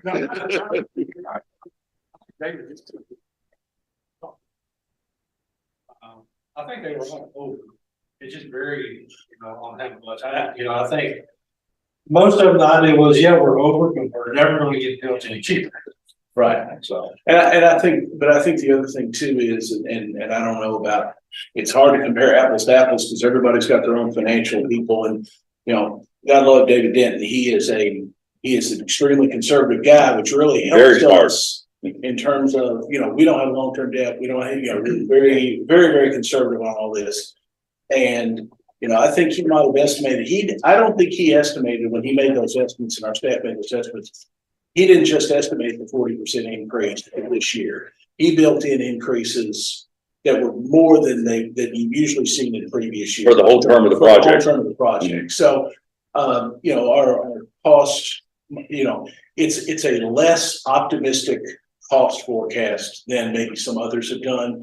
But honestly, if I'm going on to a 30-year project, I want to know how much it's going to cost really, and not a good estimate. And the David Den's, to show we're down to one small debt left on the head end building. Everything else we're paid off. We don't have any debt. Well, and again, I just thank you all for coming. I Yeah. appreciate it. Thank you for the update again. I think a lot of it is maybe the lack of communication from, again, whoever. I'm not trying to point blame, but I am glad to hear that you all aren't coming with a take it or leave it. I don't think anybody likes that or appreciates that stuff. So, And we want to get done. I mean, the only reason we got into this is, like I said, not to make money, because we don't make money. But this is important for the county. Yes, This is absolutely. for the residents, for economic development. To get this out there is important. And we appreciate your time, Judge. Thank you, sir. But one of the things we do, we do need your participation in this to keep going. If you all do decide to pull that participation, which I don't think you're going to do, but whatever, you all will do what you do. If you all pull that participation, We lose it all. we can't do this. No, I totally understand that. So, but I just want to make sure y'all are with it. A few other questions, Judge. I'm wondering if you can just kind of take a step back for me and help me understand, walk through November 10th of 2022, the state, you presented two options to the state. They said they preferred one, but for cost, you took option two. Did the former judge or any? No. State chose. State We judge? offered them two options. Right. They Okay. chose. Yeah. They chose covering the most. Yeah. The Yeah, those most customers is what y'all said. Absolutely. Yeah. Was there any opportunity, did the fiscal court or the previous judge have any input in evaluating those options at all, or was that, it was? What about evaluating? You mean, was he aware of, was there an opportunity to comment on the preferred before the state made the decision, I suppose, is just what I'm asking. Well, I think they But answered you that when they probably said already- that they had a conversation. yeah, with we you. shared the They maps. I answered mean, that, they knew guys. what was going, yeah. And honestly, we were in a little bit of a weird situation. I mean, we're in that kind of lame duck period where the elections have been held, but the new folks haven't been sworn in and, Yeah. how do we want to do it? And at the end of the day, as John said, the state was going to make this decision. That was what they told us. I mean, even if the county weighed in on, and I don't know if y'all would rather go serving fewer people and just do a percentage cutback. But, to me, serving the most amount of people has always made the most sense. So, I mean, we've been happy to do that, but we were, the calendar hurt us there a little bit, I think. Sure. And we had multiple meetings with state officials, them telling us, and they said, of course, they said, can't you come up with the money? And we said, no, we don't have an extra, we don't have 50% match on another 16 million. They offered, they said, well, can you come up a little more? We put an extra 250. We put several $100,000 in to get a little more match to cover a few more areas in a couple of the regions. If you had to estimate, or is there an estimate, if you were to build out to the total system as initially planned, what is the gap? I mean, if inflation continues at the rate it is, 32, 34 total? Within a build out before 2026, right? Yeah. So that's in there fully. 32 million. 16. So an extra 16, 17. Yeah, and the further we go out, the more expensive it gets, Right. just because of geography. Just wanted to verify that. The final question, I think, is there, there's some new technologies, these satellite systems Starlink. on the poles. Elon Musk, well, not just that, it's actually they're actually Geosynchronous, yeah. orbiting. I know cities working on an ordinance about what can be attached to poles and Okay. all that kind of thing. I'm wondering about options that we could maybe look at if we can't get a service provider in, if we were to run a main line and have some regionalized sort of community hotspots of sorts, free wireless at the old schools or something. Yeah. If that's something we could, have you looked at any other alternatives? I guess is my question. Any other new technologies, or could we? There is some new technology out there, but Franklin County doesn't lend itself well to them. Yeah. All kinds of topography. You know, there is a fixed wireless provider, there's a couple of them around here, but they have the same issues. Get down in that holler, you can't use the wireless. It's the same issue you're having with Starlink. Because his neck, you know, rotates around, it's, you don't have a longer dropout period, so it's just the county we live in. It's not flat. Or Blackburn. Yes, sir. Thank you. So moving forward, Yes, sir. that's where I want to go. Okay. If we run into future problems or issues like we have, you know, and I'm still trying to wrap my head around this because, you know, we made the agreement in October 21. Mhm. The first indication of higher cost was in March of 22. Mhm. 6 months passed before you met with the judge, Mhm. before the election. Mhm. You submitted new options to the state in November. So, And during that 6 months, we weren't not doing it. no, We were meeting got a whole with list of we were redoing, yeah, we were, yeah. You were turning over rocks, looking at every cost option, I understand this. But my thing is, you've got to look at it from my perspective. We're the representatives of the people here Yes, sir. in the community. And we go a year and 2 months before we hear what you agreed upon is not working. Mhm. And it's not your fault per se, but I just want to make sure in the future to help you out, Mhm. that you make sure that we know. Because we got to let the people know where we're going. We can't have these gotcha moments. And so moving forward, when we start this bill, when we get these things going, if we see perceived cost increases, things like that, I mean, 143% in engineering is nuts to me. I know there's a lot more to it than a lot of people understand. And I truly, on behalf of us, I apologize. Oh, no. And we were thinking, and to be honest, we were looking for, could we get extra money from the state? Would they let us?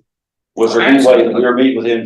Could we redo something? Just any way to try to negate or mediate the, You've given a very detailed Oh, yeah. response to it, and I appreciate that, and I think the public would appreciate yeah, it. and believe me, the pain behind that sheet is even worse. Oh, I get it. I bet y'all had some sleepless nights and these phone calls, you know, you were gonna have to make, and even coming today. It would have been a lot easier on us, or me in particular, if I'd had any indication. Right. But anyway, I just want to make sure when we're moving forward that we have a better line of communication. I think we will. I know we will. But that's the only thing I have to say. And I appreciate you guys coming in today to explain everything. I appreciate the wealth of information you gave us. Thank you, sir. Yeah, I appreciate y'all coming in. Judge, thank you, sir. Thank you all. Appreciate it. Thank you all. Thank you very much. All righty. To move on to the judge's report. Sure. I attended the Ford banquet, you know, to represent the Fiscal Court, and they, you know, kind of acknowledge us for being a partner on Juneteenth weekend and things like that. Went to the emergency management meeting, you know, we talked about first responders, procedures for the county. Went to a really nice and spoke at the outdoor classroom unveiling of Franklin County, dedicated for Adam Hyatt. That was a really special thing we got to attend. I also want to acknowledge that this is Franklin Heritage Week, May 7th through the 13th, so I think that's Important thing, especially being the birthday today, kind of all landed at the same thing. Last night I attended and spoke at a really cool thing honoring Mr. Watkins, who was the youngest freedom rider. Really cool story, you know, at 13 he started protesting, you know, as far as equal rights, and down in Mississippi, he's the oldest one, he's 73 now, he's written a book. Pretty cool. He's been arrested 109 times in Mississippi, you know, just fighting for what he believes and we all believe in. So that was really, really cool. This is National Corrections Week also. Deputy Jack and I went out there on Monday and got to look around and see things in the jail. They're doing a great job out there. Then also, you know, obviously today we're going to throw a big appreciation lunch for all the county employees, and I appreciate you all, Fiscal Court sponsoring and paying for that, so it's no cost to the county. So I think these are all good things. So it's been busy, but Franklin County has a whole lot going on right now, and I'm proud to serve with you all and represent the court in these functions. So thank you. I'm gonna ask Mr. John Mitchell to come on up now. to Give us a road department update. Morning, John. Well, let's see, Governor's Place. Well, we're still there. That turned into a big project. I knew it would, but we finally got some decent weather. Pipes are in. We just gotta pour another head wall and re-pour the driveways. So hopefully middle of next week, we'll be done with that one. That was been on the books for probably 2 years, something like that. So that's one now. John, they really appreciate it. I appreciate it. Yeah, it just took a lot to get it worked out, but we got it. Let's see, we started wide open roadside mowing. That's an everyday thing now, for sure. Looks like the paint truck is done. I think they've got everything I had wrote down for them. I think they're done with all their paint striping. We're still patching. They are paving. Finally got started this week. Stony Creek's done. North Stony is done. Probably gonna start on Onan's Bend tomorrow. They should complete our list maybe this week. So that'll be all the paving as of right now for this fiscal year. Other than that, really, that's about it. You know? John, I appreciate the update. That is a whole lot, what he just said there. I got the biggest stuff. Thanks, sir. Well, 31st on the turn. What about that? That's a hell of a way to go out, John. I'm out. Well, John, I haven't read this, but I'm sure I know what it says. And before we get there, I just want to thank you for all your years of service. You know, you've done a lot for this community, and road department is the backbone. I think of a lot of things that go on here. So I personally want to thank you, and I know all the magistrates will when we get to that point. So, yes, sir. Yeah, thank you. John, anybody have any questions for John?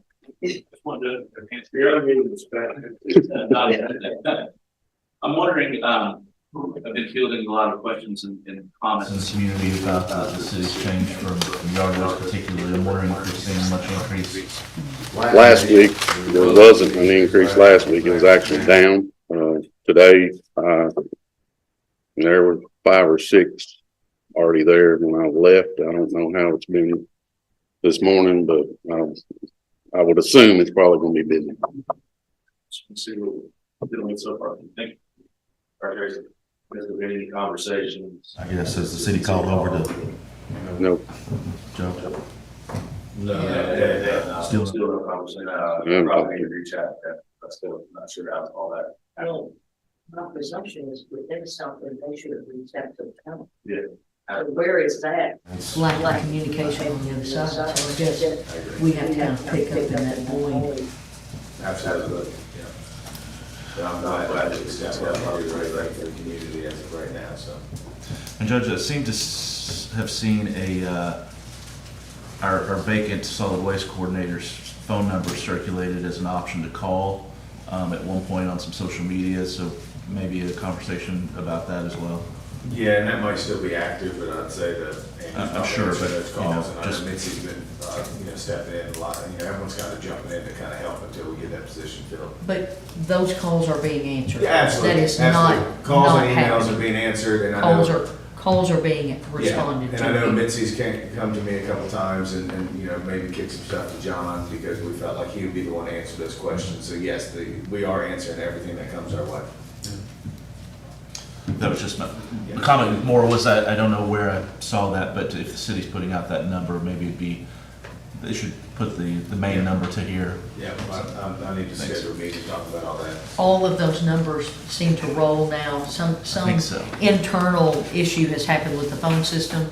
So if you call direct lines, they all roll to the front desk now for some reason rather than rolling to the direct offices. So that's something that needs to be looked at. Okay. I had mentioned it to the IT coordinator, and I know every staff member has a long list, so. Perfect. I'm sure that's number 75. Squire Blackburn. Before you sit down, John, I try to forward every email that I get from folks in the community thanking you and the road department and all the guys down there. And I get calls, and I also just talking to people on the street get compliments for you guys, and I just really appreciate it. You've done a tremendous job, and all of you have. Thank you. John, thank you. Thanks, sir. Squire Blackburn, before I forget, Jack and I had a meeting with Robert yesterday about the that last email about Pine Woods and stuff. So we are taking care of that. Figure that out. Yep. All righty. So we have the minutes. Anybody have any questions on any of that stuff? County clerk's claim. We got anybody here to talk about that? Is that just standard? Okay. All right. I'm going to ask our treasurer to come up. Amy, if you all noticed, ditched out on the first hour of the meeting. So, Good how's Amy morning. doing today? Great. Good. So, the budget transfer and the cash transfer stems from the amendment we did last month. And since that's approved and in, I went ahead and did the budget transfer and the cash transfer to get those funds where they needed to be. Any questions for Amy on that? Seeing no questions, head on to the cash transfers, please. Oh, I'm sorry, Squire Tanner. We're on number 5, is that right, authorization for these transfers? I do have a question about the professional service. You raised it $688,000, am I reading that correctly? That was the current budget. It was 688. 88, we're raising it 425. And we got $425,000 of claims against the professional service? No, but the court It approved to use reserves for 425 to cover, I believe it was, Park. yes. All that work we're doing out there at Professional Lakeview Park, we voted on as far as traffic stuff. Yes. Mhm. Thank you. James, cheers. Okay. And so it's hard to believe, but we just finished our 10th month of the budget year. So I've got that report for you. The receipts were $28,605,000. Expenditures, $27,841,000, leaving us with an excess of $763,000. Adding in the fund balance from last year, giving us a balance of $23,341,000. Any questions for Amy on that? Okay. And then I've got your expenses and revenues Treasurer's today. report. Any questions on the treasurer's report for Amy? Amy, I just want to say I appreciate you. You know, it's been a learning experience, I think, for everybody here, going through the first budget and everything. And I'm proud to have you on this team. And I think it's going well. Thank you. Good deal. Seeing no other questions. Thank you, Amy. And now payment of bills. Does anybody have any questions for Kim on the payment of bills? Squire Sebastian. Judge, on page 2 of the general fund, 0150700705, computer essentials, it's sort of a non-distinct description. So what kind of computer essentials is it a computer? Is it a? I don't have the invoice with me, but I believe it was, a monitor and stuff like that for the new planner, Tina. Okay, so it's IT, you go into the planning office? Yes. Okay, and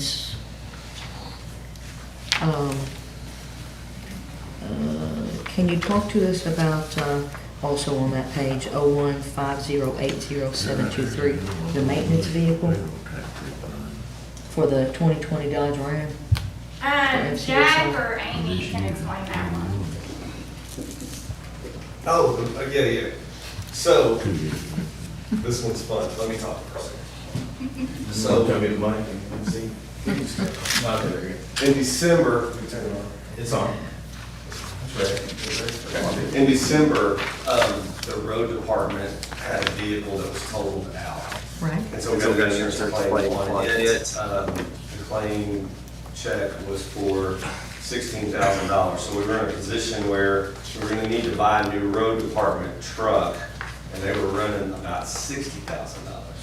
So we got creative. We had in our maintenance fleet, we had a Ford F-250 that our maintenance guys didn't need.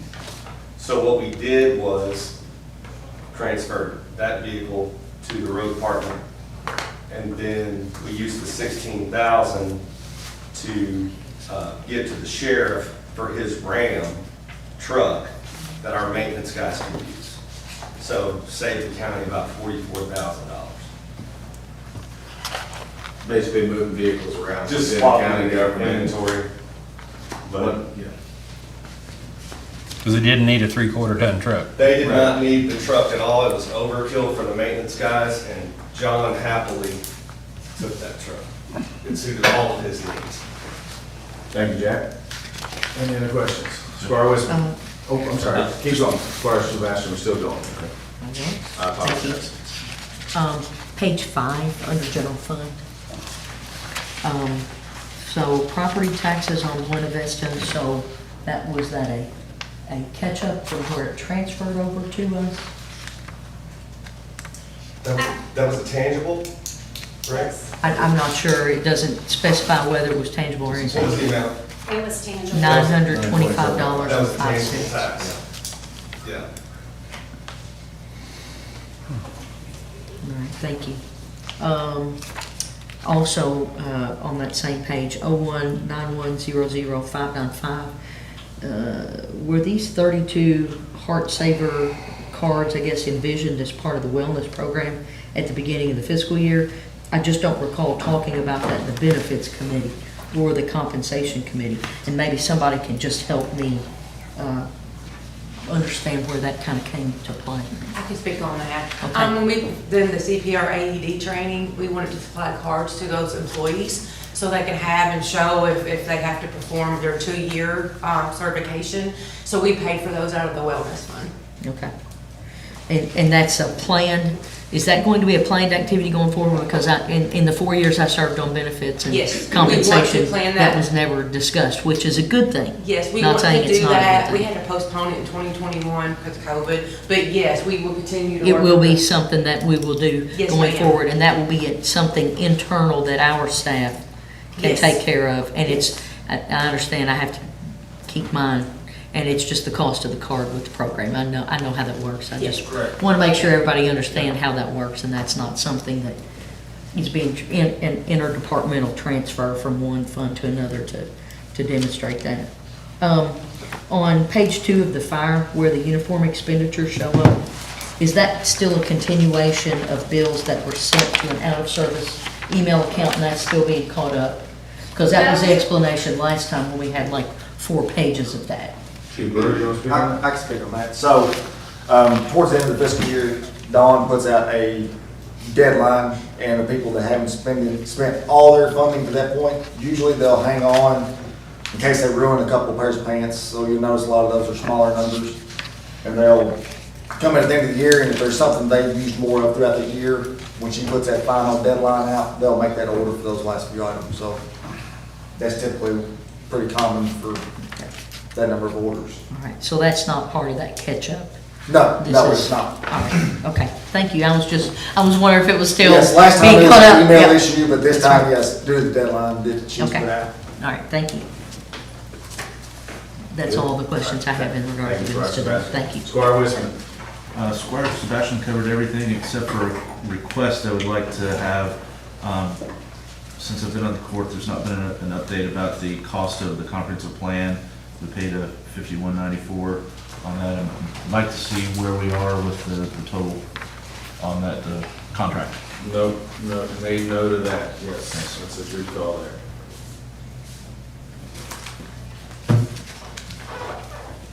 All righty, any other questions for Ken? Seeing no other questions, we're gonna keep moving.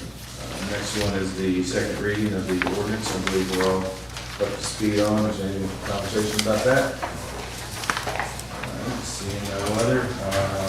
Chief Brewer, would you like to come up? Yes. How are you doing today? Doing good. Good. Hope everyone's doing well this morning.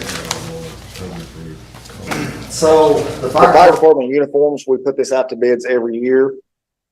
We advertised it in the State Journal and had a bid opening on May 3rd. We received a total of 4 bids.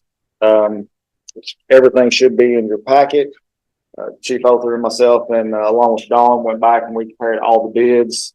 And we are recommending that Gall be awarded the bid uniform for the next fiscal year, starting July 1st.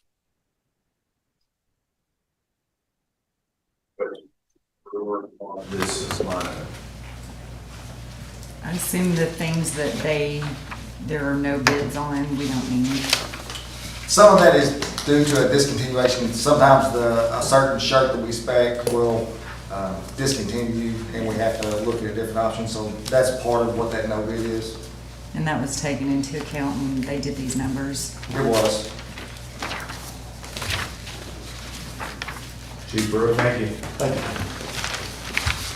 Next, I'm going to ask Betty Jo to come up. I believe we have a guest in the house, Jamie Bennett. How you guys doing today? Good, how are you? Everything's lovely, thank you. I'm doing great, so this is good news. That's good. We like good news. Bring good news to the court. We love Yes. This is the authorization to renew with United Healthcare's, the county's provider for health insurance. I'm gonna go to the background of this. Humana is exiting the health insurance market at December 31st. So with the exit, the administrative service was proactive in the manner. We met with Jamie, and Jamie delivered 6 choices to the Administrative Services Committee on the health insurance. We wanted to start early. We didn't want to start in like September or October because everybody would be competing for the same insurance. Keep in mind, there's only going to be 2 providers in the state of Kentucky left, United Healthcare and Anthem. That's it. Jamie with the Beam Group brought us 6 proposals. And the committee met on April 28th and decided to go with alternate 2.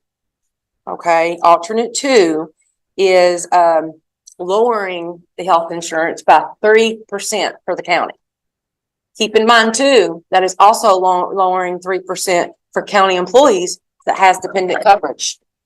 So this is awesome coverage. And there is only a slight change. It's going to be the same coverage. There's just a slight change with the prescription drugs. It's like $5 up, $10 up, 5 down. It's not very much at all. And it also, the new specialty drugs basically is the tier we have now. We would be paying 25 to 35% for the higher cost drugs. There's going to be a flat $250 fee for that. One thing, this is very, very important. All contributions paid by the employee toward their deductible and their current Humana plan will roll over to the United Health plan. I'm going to say that again. Anybody that has put any money towards their deductible for their out-of-pocket, that money will roll over to United Healthcare. The employees will not lose a dime of that money. I think that is just excellent. And it will go into the end of the year, of course, 2023, and it will start back over again January 1 with your deductible. Okay. There also are other improvements with this United Healthcare option 2, which a single plan will receive $200 FSA card. It's 200. Okay. $500. Yes, 200 for a single plan that employees can use for copays, urgent room treatment, and there's some other things in the no urgent room. I'm sorry. No ER. But urgent care you can. Urgent care, yes. Urgent care. No ER. And a person that's got a family plan, spouse plan, or children plan is going to receive $500. If I could add. Yes. Something real quick there. Not only is the deductible credit being moved over, but so is the OLP, which is each plan contains a maximum amount of pocket. Once an employee hits that, they don't pay another dime. It also is rolling over. But essentially what we've done with United Healthcare's little twist that they call Care Cash is employees can go on, get on their phone, get on their computer, go to an app, download basically a debit card.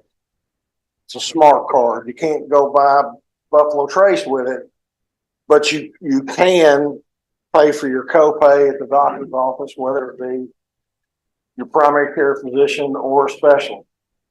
The reason emergency room is not included in there is there's a tendency to overuse ER services. We're trying to keep people out of the ER, get them to do things like virtual visits, pick up the phone, call. I think I got strep throat. Okay, send me a picture. You know, those are things. There's no charge for those things right now, but we don't want people going and creating $1,000 ER bills that simply cost the plan money. Probably the one thing that I want to stress that I think is, I don't want it to get lost in this because there is a 3% savings, but most importantly in my mind is, and again, let me applaud the court for being proactive and not reactive. And that is, we're going to lock a rate in, not from now till January 1. We've got an 18-month lock on this rate, which is huge in today's healthcare world. It's awesome.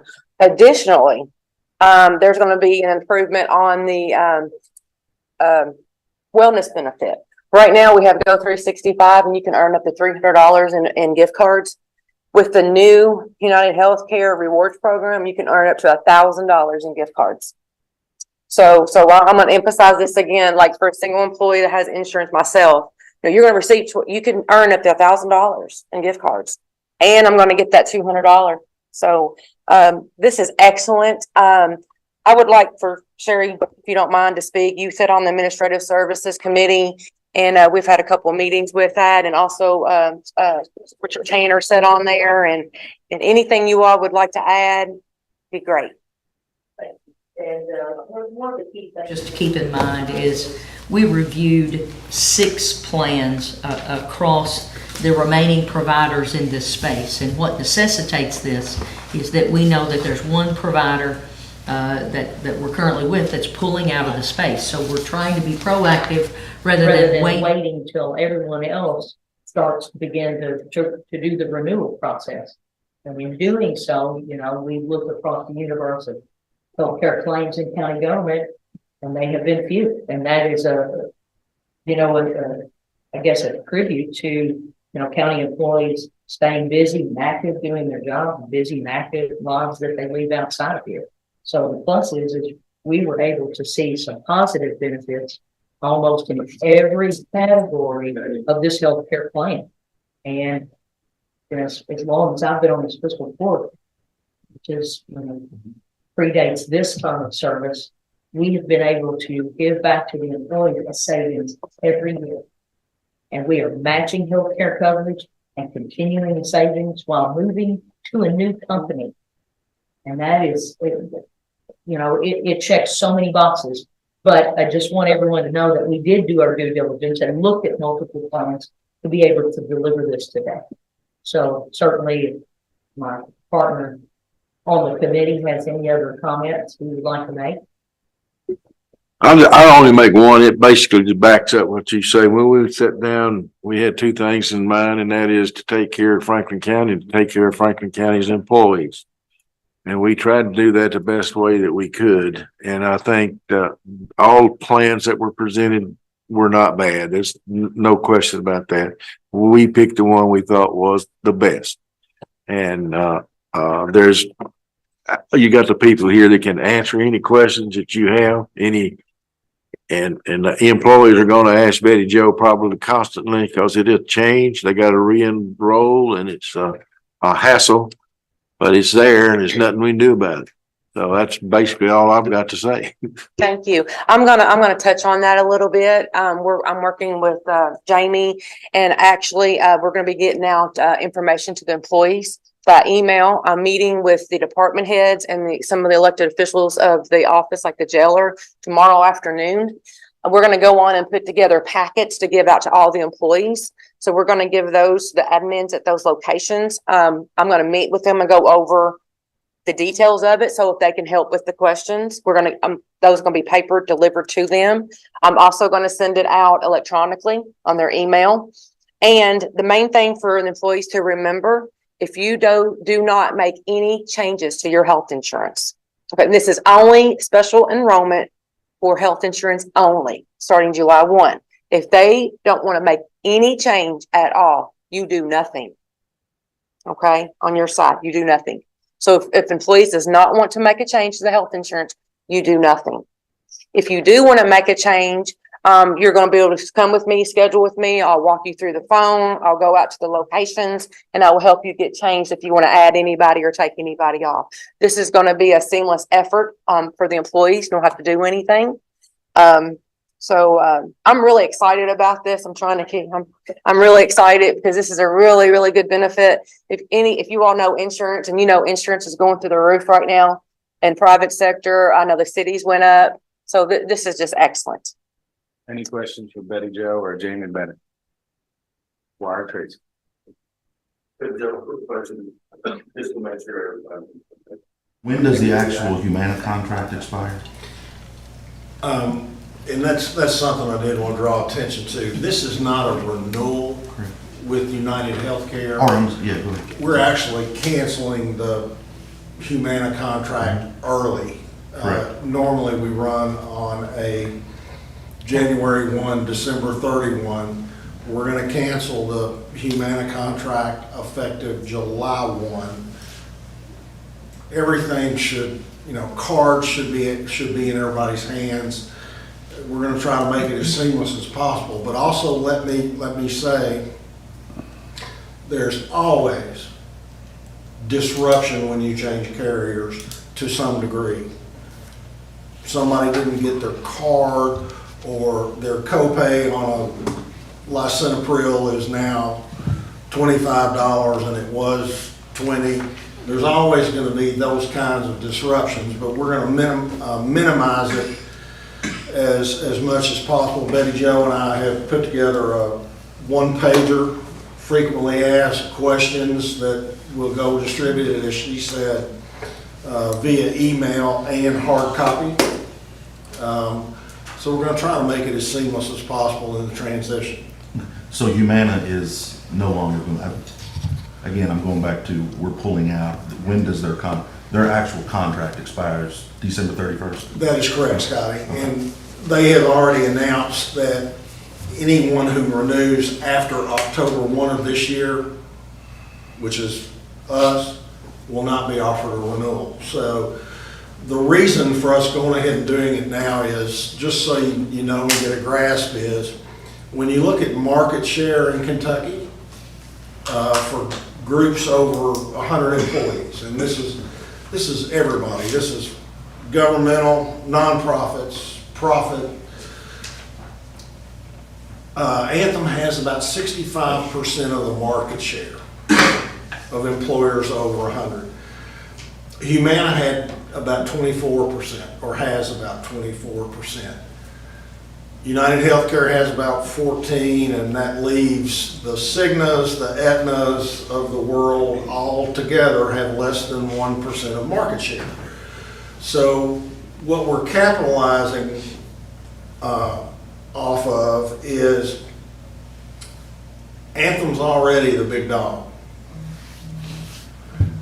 United Healthcare wants to be the big dog, and they're willing to pay more because they want to capture that 24% of market share that Humana's left out there. Does that make sense? Okay, so. Sebastian. Thank you, Judge. The key takeaway, not only for this body and what it does for the employees, the key takeaway for all of us is to understand that while we're in the budget process, we are saving 3% over potentially what was a known payment.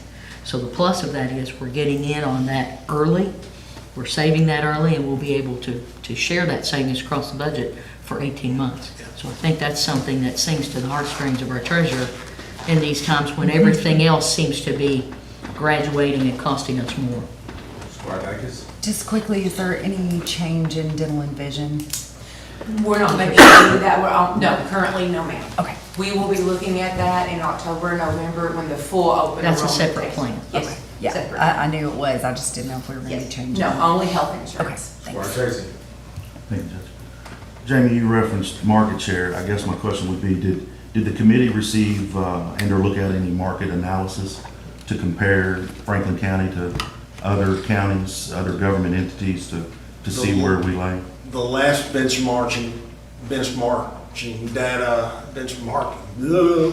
that I have supplied to the court, I think it's about 2 years old. But we can do that rather easily if you'd like. I will tell you that there is not another county in the Commonwealth of Kentucky who is paying the rate you're paying for the coverage they're getting. I'll swear that by that 100%.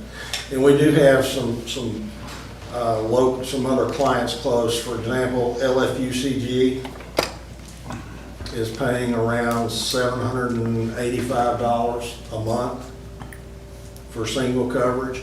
If you look at what the single coverage here is, even comparing it to the Commonwealth of Kentucky, we're in a very, very good place here. Will it run forever? No, not in today's environment. There are so many things that go into that rate. The biggie right now is specialty drugs. I mean, we're seeing plans running at 78, 80% medical loss ratios, and then all of a sudden there's a specialty drug hit and somebody's taking an injection once a month for the next 12 months. And that injection's $300,000 a pop. Those things that hit, they're going to affect your rate. I would tell the court that the opportunity to have this rate stretched out for 18 months is huge. Go ahead, Sparker. You referenced the savings is 3%. Is that over the 18 months? Yes, sir. The rate is locked in for 18 months. And then you spoke of the $200 cash card. Yep. Is that a cash card for 18 months or 12 months? The cash card is going to run for now through January 1. They'll need to use that card up between now and January 1. So 200 over 6 months and then 200 over 12 months. Is that what you're Correct. saying? Okay. And 500 family, which I don't know a family in today's world that can't use $500. I guess this question's for the committee. On April the 20th, Judge, you informed the court that we were about 3.5 in the red. Committee met on the 28th. Was there any discussions in regards to bidding this out?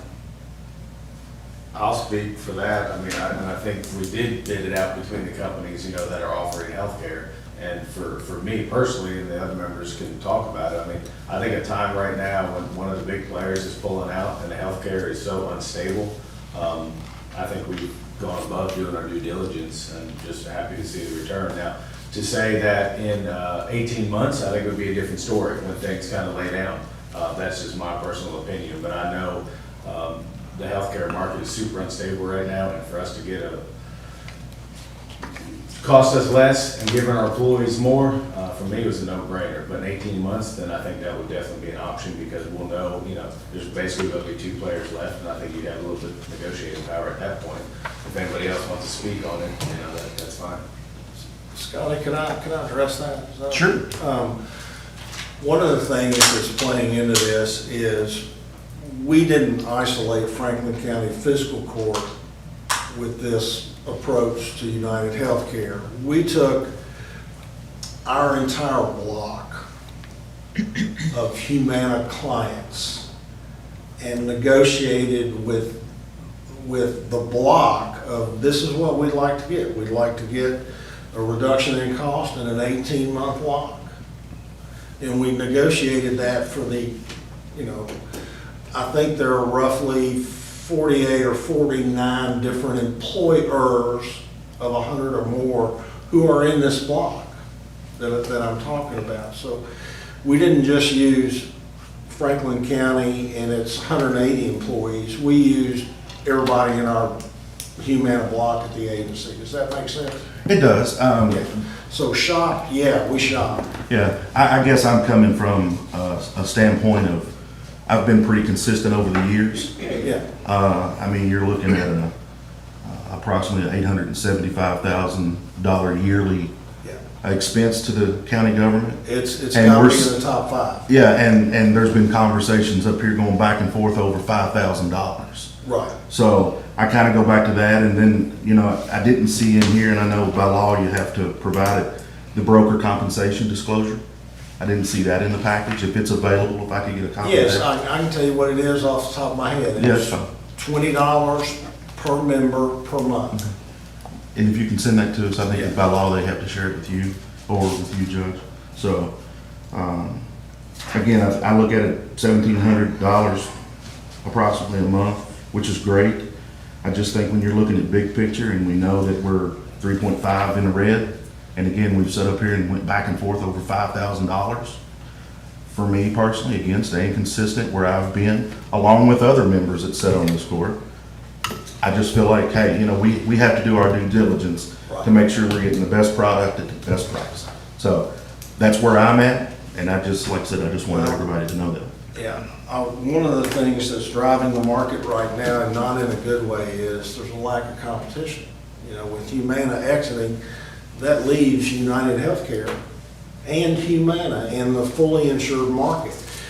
You can throw in the Cignas and the Aetnas, but honestly, if I put Cigna or Aetna in here for Franklin County, I couldn't put my head on a pillow at night because the networks are so sparse and so bad.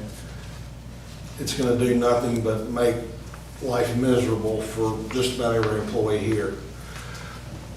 United Healthcare and Anthem have the largest networks, not only in Kentucky, but across the United States. So I'm personally, I'm proud to be able to deliver this to the court.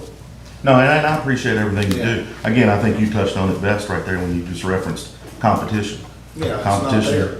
Yeah, but competition makes the world go around, and that's another reason I believe that it should be put out, so.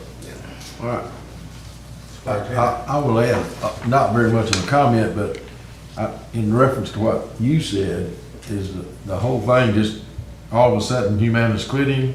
We have an 18-month proposal on the table. You can't seek probably we're talking about a new broker because you can't, these plans are the same basically. I mean, you get Anthem or you get United Healthcare, one of the two, basically. You probably don't want to go with some of the smaller companies, but you have different people bring the same plan in here and decide which one of those people you want to use. And you have a very small amount of time to get that done. And as the judge said, we've got 18 months to think about what we want to do in the future, and everybody can be more involved in that decision right here. And that was a thought when we were sitting at that table. And an 18-month plan with a 3% reduction, technically maybe more than 3%, because it keeps it from going up 2 or 3 or 4 next year. Because if you want to count all that in, it may be a 5 or 6% reduction, or less than, or whatever, however you want to present that quote. But anyway, they were all talked about in that committee. All that was trend nationally. You asked about, have you checked with trend nationally is about 12%.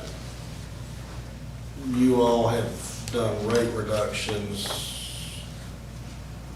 the last 2 years, and you've got another one on the table for 18 months. You're doing very, very well.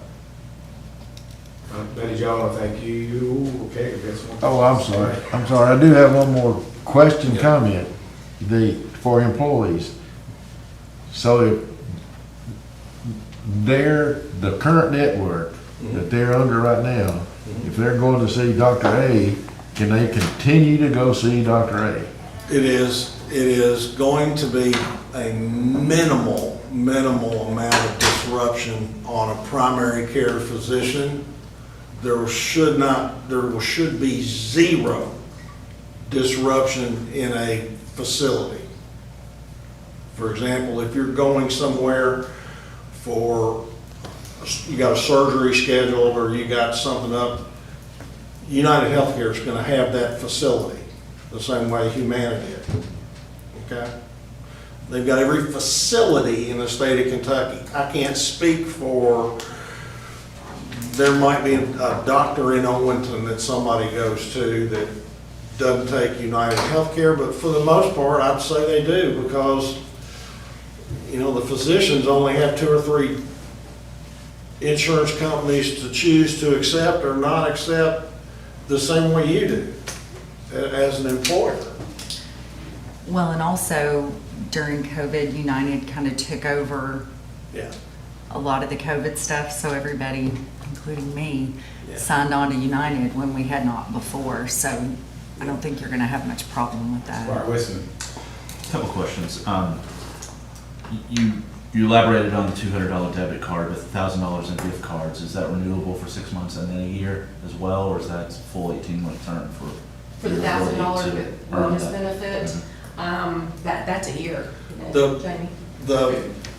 We're talking about 2 different things. There is what's called Care Cash, which is help with deductibles, co-payments. And we've essentially taken a $1,000 deductible, and for the next 6 months, we've made it $750. The cash for, I think it's bonus bucks is the name that is used for United Healthcare. That is their version of Go 365, which is a wellness platform where you can, you wear the Apple Watch and you can track your steps and workouts and all of those things, and you earn money towards programs. With Humana's Go 365, it was capped at 300. With United Healthcare, it's up to 1,000. So we're talking 2 different things there. And that's plan year. Plan year. Plan year. That's what he's asking. So the easy answer is plan year. It's on this page. It's in here. Sorry. It will roll over. You're there. Your unused card balance will roll over each plan year and does not expire. That's in that packet, in this packet. It's in there. Where I have to ask you a question. Pretty serious. What's that? You talked about Flat Creek, and I gotta know where you went to elementary school. Well, no, of course. Did you have my mother? I bet you did. What was her name? Tommy Bennett. Of course I did. 5th grade. She Taught spent the algebra. Ahead of, 3 years ahead of everyone else. She also knew how to use the paddle too, didn't she? Never had that problem. I did. Betty Jo, thank you. Jamie, thank you. Yeah, just one more comment. I would like to echo Master Tracy's comments. Given the uncertainty in the market begets competition sometimes, and with United or with Humana's exit, I'm wondering, there's a lot of restructuring, a lot of opportunity at this moment that is going after business. That I have to honestly say, I think it might be worth our effort. I mean, we're not 6 months out ahead. We're 8 months at this point before our renewal time, so we're not pressed for time. I'm always leery of making a decision when we're told we need to do it now because. I like to take the time and make sure we explore all options. So I have to echo that I wouldn't mind to bid our contract service agreement and see what else is out there. I think probably have an opportunity at the moment, but I could be wrong. I've got to say something on behalf of that. Actually, the committee did meet, and we did talk about self-funding. We attended a training class, Sherry did, Richard did, on self-funding. And we did talk about that, and due to the budget and due to unforeseen circumstances, we wanted to grab this deal while we could. The committee was not interested in self-funding, and the other, say brokers was about self-funding, and we was just worried about doing self-funding right now. And there is a time crunch, okay? Because, and the reason we wanted to move this further is because we have to start looking at this in like a June, July, to start open enrollment in October. So, but forget about the time crunch. We don't want all these businesses at the same time in October going for the business. If so, the county's gonna be paying a higher rate. I can almost guarantee it. Squire Tracy. But we did talk about that though in the committee. Betty Jo, think you just referenced brokers, so you all did We meet had a as a discussion committee, and- met with brokers, and they offered other plans? Is that accurate? We did not bid it out, no. No, that wasn't my question. You all met with other brokers as a committee and other No, plans? we have to bid it out. We cannot meet with the broker and say, bring me proposal. We have to bid that out. So in all actuality, you don't know that it wouldn't be cheap? That's just all speculation? It's just what I'm hearing from Okay. other, Okay, thank you. and the committee can speak on that if they like. Again, I just want to thank the committee, I want to thank Jamie and Betty Jo. This is, it's been a lot of work put into this, there's a lot of decisions to be made. I see the Squire's, points, we've talked about that. I just still think with the uncertainty of the market right now, we're doing the right thing, but. I can't believe we're saving 3% on health I believe insurance. it's Like, about I'm just $30,000, shocked. isn't it, Amy? 28,000? 27. I think it's awesome. 27. Betty Jo, thank you. Thank you, guys. All right, next item. Yep. This is authorization to continue subsidizing employee health insurance premium for dependent plan with United Healthcare starting January 1 through January 31st, 2024. The purpose is this is continue lowering the monthly premium for employees who choose dependent health coverage. Offsetting the monthly premium of health insurance of employees will benefit the county in retention and recruitment of employees. The court voted in 2021 to start subsidizing in 2022. And currently we have here that the county pays 100% for single, 65% for spouse, 65% children, and 60% family. And this has been a good retention and recruitment benefit that we do have. So we were just asking to continue that dependent coverage. Any questions from Betty Jo on this? I think it's a great thing that the county is able to do for their employees. Now, can you go ahead and advise, because you said this will be, can you advise the court in regard to the questions that I ask about, do we know without a doubt that this by subsidizing, we have retained employees? We have. Can you answer that question? for the Yes, she court, asked me please? that question. Actually, I've had employees that, could have been looking for their job, and they said, we by doing this and starting this, that helped the employee here instead of going somewhere else, because we are subsidizing that. Also too, I believe it's a good benefit with a tier 3 people. Tier 3 in retirement is just not that good. And this is a extra benefit to retain and recruit. This has been huge recruiting with this. This has never happened in Franklin County with the percentage of this, never, until 2022, till this court voted to subsidize. So yes, I fully support that we are keeping employees because of this, and we're recruiting employees because of the dependent coverage. We also keep people healthy Yes. that work for us. Yes.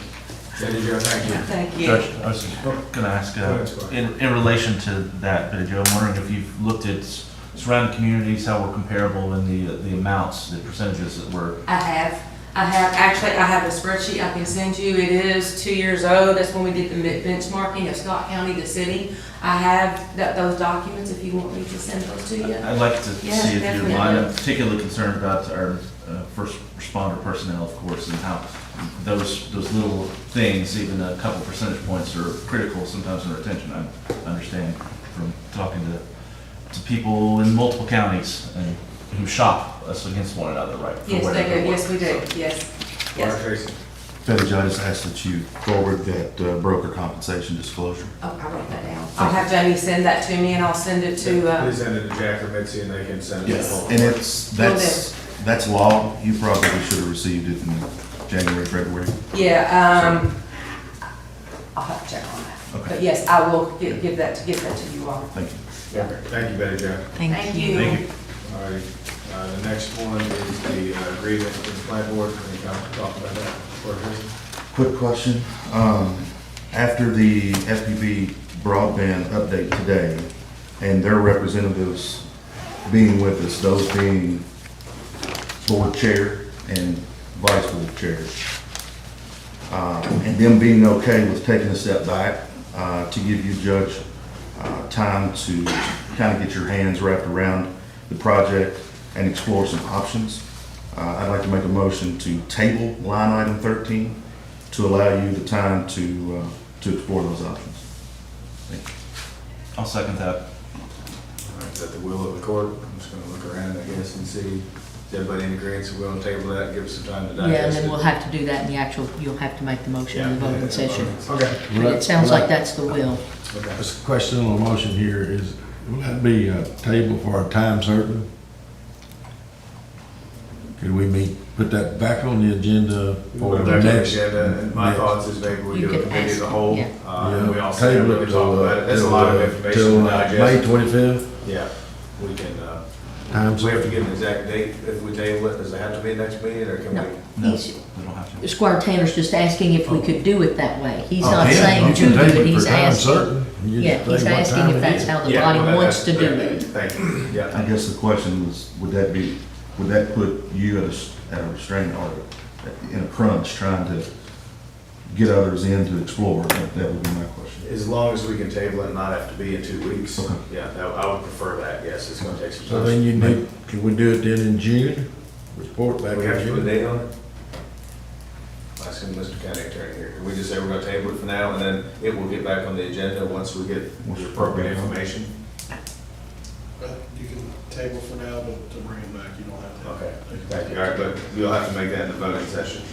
All right, next. And Judge, I was going to ask on that item too, that we do this as a full body. This is too critical for us to have developed in a committee, I believe. I think we have a lot of exploration to do very quickly. I think this whole side of the body here has requested for the last 3 months to have some information. This is the first time we've got anything, so there's a lot of homework I want to do. Can I just say, this didn't come from a committee. No. This No, hasn't been I dealt with in understand a that. I'm committee. asking that we. And I don't work think this it's as a going whole. to a committee, as That's what I I said. I understood wanna do a it, committee yeah. of the whole to That's- talk about this. That's what I what was he requesting. said from the beginning, Yes, right? yes. Okay. I just wanted it to be clear that We've it's had not no come from communication, any. as a committee, quote unquote, so this is all new to everybody. Yeah. But Yeah. that's why I was saying, I think moving forward from here, if it is the will of the court to table it, then we have a committee of the whole meeting to sit down together as a full body and talk about this, because it's a big thing. Yeah. And it's one of the top things in our community right now. We want to make sure we proceed correctly. Okay, Mr. Charlie Lewis, bless you. Yes, thank you. Charlie, how you doing today? Good, good. Good. Let's see, this next one is authorization to approve the housing contract for the property at 219 Steventown Lane. This is a renewal. We currently have this contract. It's been ongoing for several years for Mr. Carmen that lives at the residence at the park. Has anything changed on this, just out of curiosity? No changes, just a renewal. Which is a new court, so does anybody have any questions? So basically, this is our first security guard that lives in the home on our property out there. All right, seeing no questions, next, Charlie. Next is authorization to declare a park department vehicle as surplus for donation. This is a Jeep Cherokee. It's an older vehicle that we used to use at the park. It's no longer in service. It's in pretty bad shape, and I would like to donate it to the Career Tech Center for their classes to have it available to work on. I think Squire Blackburn, they're going to put it in the They want to put it in the mud run. The motor. Yeah. Does that mean we get a name on it? Yep. I mean, can we It's be part either- of this? I wasn't sure if it was it demolition derby or man? No, the demolition derby they did last year. They It's the painted, mud run. they painted Okay, one, navy and gold and the other one green and gray. That's Yeah. kind of the plans this year. It's county hills. No matter what they do with it, they're gonna work on every square inch of that thing. It's gonna be used. It's gonna be used. And I can tell you, all the vehicles, and the program that you're donating it to is the Auto Tech program. I'll take. And that particular teacher, it's his second year teaching, and he just got Teacher of the Year in, at the Career and Technical Center. So he's doing amazing things, and, got a lot of buy-in with the students in his program, and he's doing a spectacular job. And he'll make great use of this. Great. Squire Blackburn, can we hold you responsible? Can we get our name on there somewhere? Can we Huh? have to be part of this, just a little bit? I would say absolutely, Yeah. See but what it's you up can to do for him, us. and I'm not See gonna. what you can do for us. We'll get something going on. Judge, let's say Squire Blackburn. Yeah. No. Business too, yeah. No. Squire Wisman. We name it. Just a technical concern, do we know what funding, what type of funds this was bought with? Was it just county's park funds? It was, just out of the general fund. It could have been specifically assigned to a vehicle line item, but that was general funds. Okay. We should have a VIN number, to my understanding, on the surplus order to approve, or a serial number or something on every piece of equipment that we move to approve. So if we approve this today, we should have it contingent upon adding that VIN number to this. Not a problem. We have that information, I think. Yes. Okay. All right. Charlie, thank you. Thanks, Charlie. All right, next item, I'm gonna ask Amy and John to come up and talk about the, waste tire grant program. Or whoever drew the shortest straw can talk about it. I can see you're both rushing up here right now. So this is, your solid waste coordinator typically is the person that presents this, but you get us today. This is an annual grant that the county applies for from the state, $4,000. Do you want to talk about what you've got going on with the money that we received this past year? Yeah, we just got the tire trailer in last week. We filled it up yesterday, day before yesterday. So they're picking it up today, and we should get the bill back hopefully in another week or hopefully next court. We can get this paid out and try to keep it right on that fine line, but it is something we do every year. Now, the year we have the tire collection in Franklin County, we don't utilize the grant, but any other time, yeah, and we still got tires, really, we didn't have enough money to get rid of all of them. Any questions on this item? John, thank you. Amy, we appreciate you stepping in. I know we're trying to fill this grant writer position. I know it's taking a toll on you, so we as a court thank you for stepping up and helping us out here.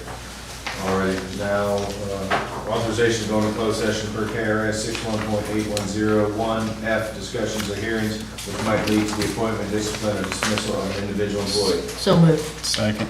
All those in favor say aye. Aye. Opposed say nay. We're in closed session. Got a little bit.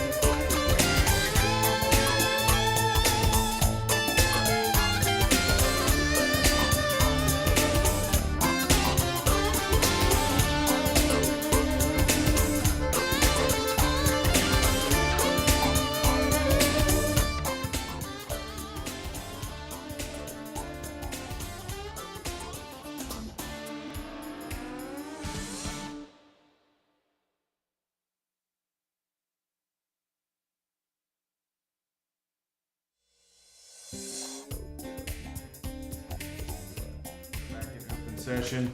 And next item is hire a part-time golf employee. Any questions on that? No, seeing no questions. Other business, we had a couple add-ons. I believe Amy is here to speak on those. Everyone should have that information. So I guess we'll start with VOCA grant. So again, both of these are annual grants, so that's what it applies for. So these are both just the resolution to approve that we can apply for these funds. Any questions on, I guess, we'll start with VOCA. Any questions on the VOCA grant that we're going to apply for? I don't have a question, but I do have a comment. Okay. So the VOCA grants, we know, are going to be, sorry, You got it. I hate it It's when I on. do that. Yeah, you're fine. There's a very, very, very strong chance that it's going to be decreased by at least 20% again next year.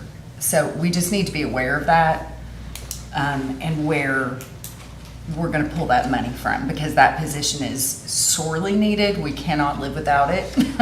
And this VOCA money is not only going to be decreased, but on top of that, it is a pain in the rear end. And they are now asking for things that, in my estimation, are not worth the money. And that's just the truth. It takes up so much time, so much attention to just complete all of the many pieces that they now want for this VOCA grant, that it's something to really think about. It's a lot for the little amount of money that we get from them. It's a lot. Yeah, can I ask a question? So, please, I'm gonna use your artful term of pain in the rear end.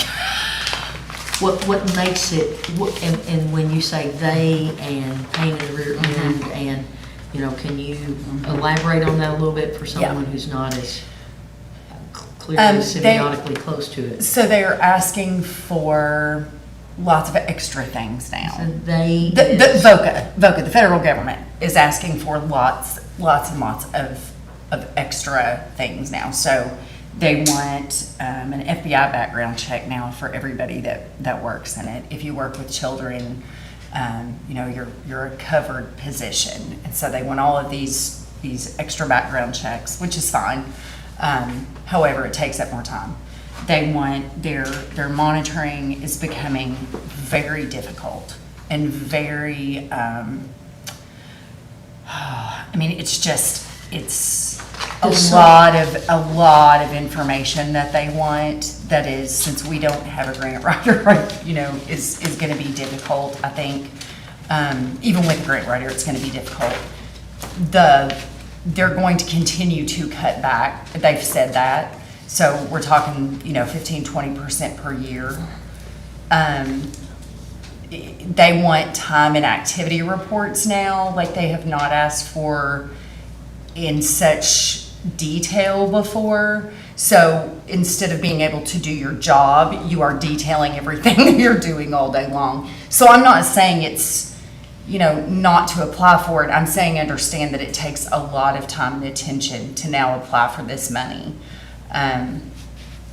It's not a lot of money for all of the work that you put into it. That's all I'm saying. And it's going to continue to be decreased. Well, let's keep our fingers crossed that everything goes well and we get it this year. We'll keep moving on. And if we don't, we'll cross that bridge when we get there. How's that? Just something to think about. All right, the next grant. And the next one is the transportation for non-public school students through Franklin County. Hey, you got a question on this? Is that amount the same every year or does it go up, down? It's not, there's a formula. It is on that second page of the resolution. It's right towards the middle, the formula. So Franklin County will give us an estimate and it'll be based off of that. Gotcha. Perfect. Any questions on that? All right. Thank you.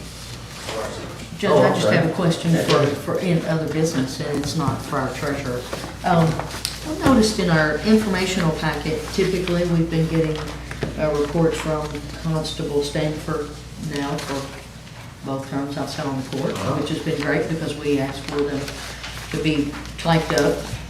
And now it appears we've gotten one from another constable, so we ask all of our constables to provide us some reporting documentation. Great question. And I have to ask our attorney that because that's a separate body from us, so I don't know. These may be given freely. They're supposed to give us report? Well, I want to see them. I don't know about my brethren on the court. You all may not want to look at them. I'll echo, I was gonna bring it up separately, but we have, reports that are notarized here. I was just wondering what the requirements are for KRS statute and if we're complying and or if that jeopardizes the position, the elected position, if those are not reported. I was gonna ask for that county attorney to give us maybe some recommendation on action for that. Look at it. I don't know, I saw it in there. Thank you. Thank you. All right. Any other business? I got a couple of things that bring it up, and then I'm gonna just, I'd like to ask, I should have brought it up when on the road. What's going on with our bid that was submitted for our metal on our first building out at the road department? Did we ever heard back from that? Open today? It Might be today. I'm trying to remember. There was a problem with it. We have the bids, the sealed bids, I believe. It's opening today at 2. Yeah, it's actually today too. But there was a problem with how long it had to be advertised as far as the opening. So that's We why. thought it'd be in April sometime. Yeah, so it So today is for the. so we'll be looking at that next meeting. Correct. That is correct, sir. Okay, because that kind of tied in with our $10 million bond we're fixing to authorize. Yeah. That's, We'll- that we'll basically, We'll probably go over that project in the next committee as a whole also. You know, we'll oh, probably- that'd be fine, that'd be Yeah, great. I think we need to, everybody needs to get up to speed on that project. The other question I have is, our safety committee meeting this afternoon at 2:30, is that for everybody supposed to be there, or is that a committee? It's just committee meetings. Department head. Yeah. Just department is, those emails when they list everybody on there, just, I got an agenda. So don't, okay. I'm assuming you're saying don't bother coming. Huh? Saying correct. Just department head. Okay. Any other? I'm not department head. Alrighty, seeing that, let's move into the voting session if everybody's ready to go. Today is May 10th, 2023, and this is our voting session. Clerk, please call roll. Squire Sebastian. Here. Squire Blackburn. Present. Squire Dykus. Here. Squire Tracy. Here. Squire Tanner. Here. Squire Listman. Present. Judge Muller. Present. Item number 2, authorization for approval of minutes from special meeting of April 20th, 2023. So moved. Second. All those in favor say aye. Aye. All those opposed say nay. Motion passes. Authorization for approval of minutes from regular meeting of April 27th, 2023. So moved. Second. All those in favor say aye. Aye. All those opposed say nay. Motion passes. Authorization to receive county clerk's claim for calculation of motor vehicle and boat bills for 2023. So moved. Second. Go ahead, Kelly. Clerk, you get that? Yep. All those in favor say aye. Aye. Opposed? Nay. Motion passes. Authorization to approve budget transfer for fiscal year 2023 to 2022, 2023. So moved. Second. All those in favor say aye. Aye. All those opposed say nay. Motion passes. Authorization to approve cash transfers for fiscal year 2022 to 2023. So moved. Second. All those in favor say aye. Aye. All those opposed say nay. Motion passes. Authorization to receive treasurer's report. So moved. Second. All those in favor say aye. Aye. All those opposed say nay. Motion passes. Claims. Is there a motion to deny payment of any claims? Seeing none, let the record reflect claims are to be ordered to be paid. Already. Second reading and approval of an ordinance of the Fiscal Court of Franklin County, Kentucky County, authorizing and approving the insurance of Franklin County, Kentucky general obligation bonds in a principal amount not to exceed $10 million. The bonds authorization to levy of a direct annual tax on all tangible property within the county, in addition to all other taxes in an amount sufficient to pay the principal of and interest on the bonds to the extent that revenues are not sufficient, and authorization the taking of all other actions, including the execution and delivery of a continuing disclosure agreement, federal tax certificate, IRS Form 8038G, and such other documents, agreements, and necessary or require the insurance of the bonds. So moved. Second. All those in favor say aye. Aye. All those opposed say nay. Motion passes. Authorization to award a bid for fire department uniforms to Galls. So moved. Second. All those in favor say aye. Aye. All those opposed say nay. Motion passes. Authorization to renew with United Healthcare as the county's provider for health insurance starting July 1, 2023 until December 31, 2024. So moved. Second. All those in favor say aye. Aye. All those opposed say nay. Motion passes. Authorization to continue subsidizing employee health insurance premiums for dependent plans with United Healthcare starting July 1, 2023 until December 31, 2024. So moved. Second. All those in favor say aye. Aye. All those opposed say nay.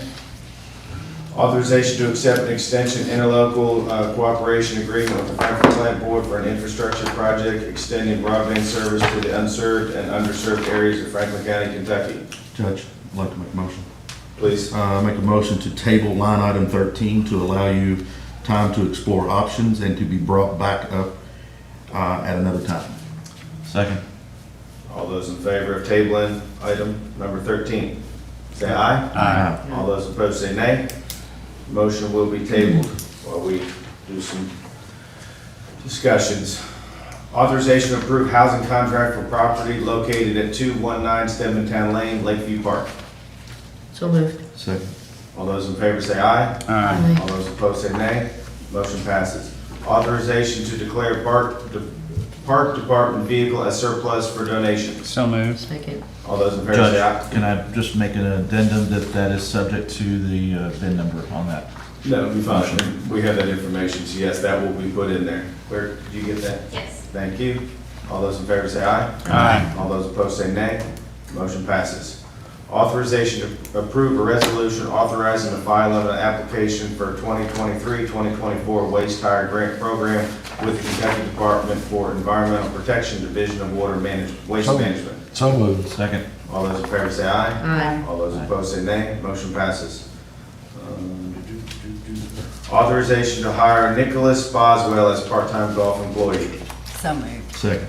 All those in favor say aye. Aye. All those opposed say nay. Motion passes. Authorization to amend the agenda to add a resolution under other business. So moved. Second. All those in favor say aye. Aye. All those opposed say nay. Motion passes. Authorization to approve a resolution authorizing the filing of an application for grant funds under the Federal Victims of Crime Act, VOCA, through the Commonwealth of Kentucky Justice and Public Safety Cabinet. So moved. Second. All those in favor say aye. Aye. All those opposed say nay. Motion passes. Authorization to amend the agenda to add a resolution under other business. So moved. Second. All those in favor say aye. Aye. All those opposed say nay. Motion passes. Authorization to approve a resolution to support the transportation of non-public school students within Franklin County. So moved. Second. All those in favor say aye. Aye. All those opposed say nay. Motion passes. Just want to remind everybody, today's the birthday of Franklin County. I think that's a great day, and look forward to having a luncheon that's sponsored by the Fiscal Court for all of our teammates, let's say. And authorization to adjourn. So moved. Second. All those in favor say aye. Aye. All those opposed say nay. We are adjourned.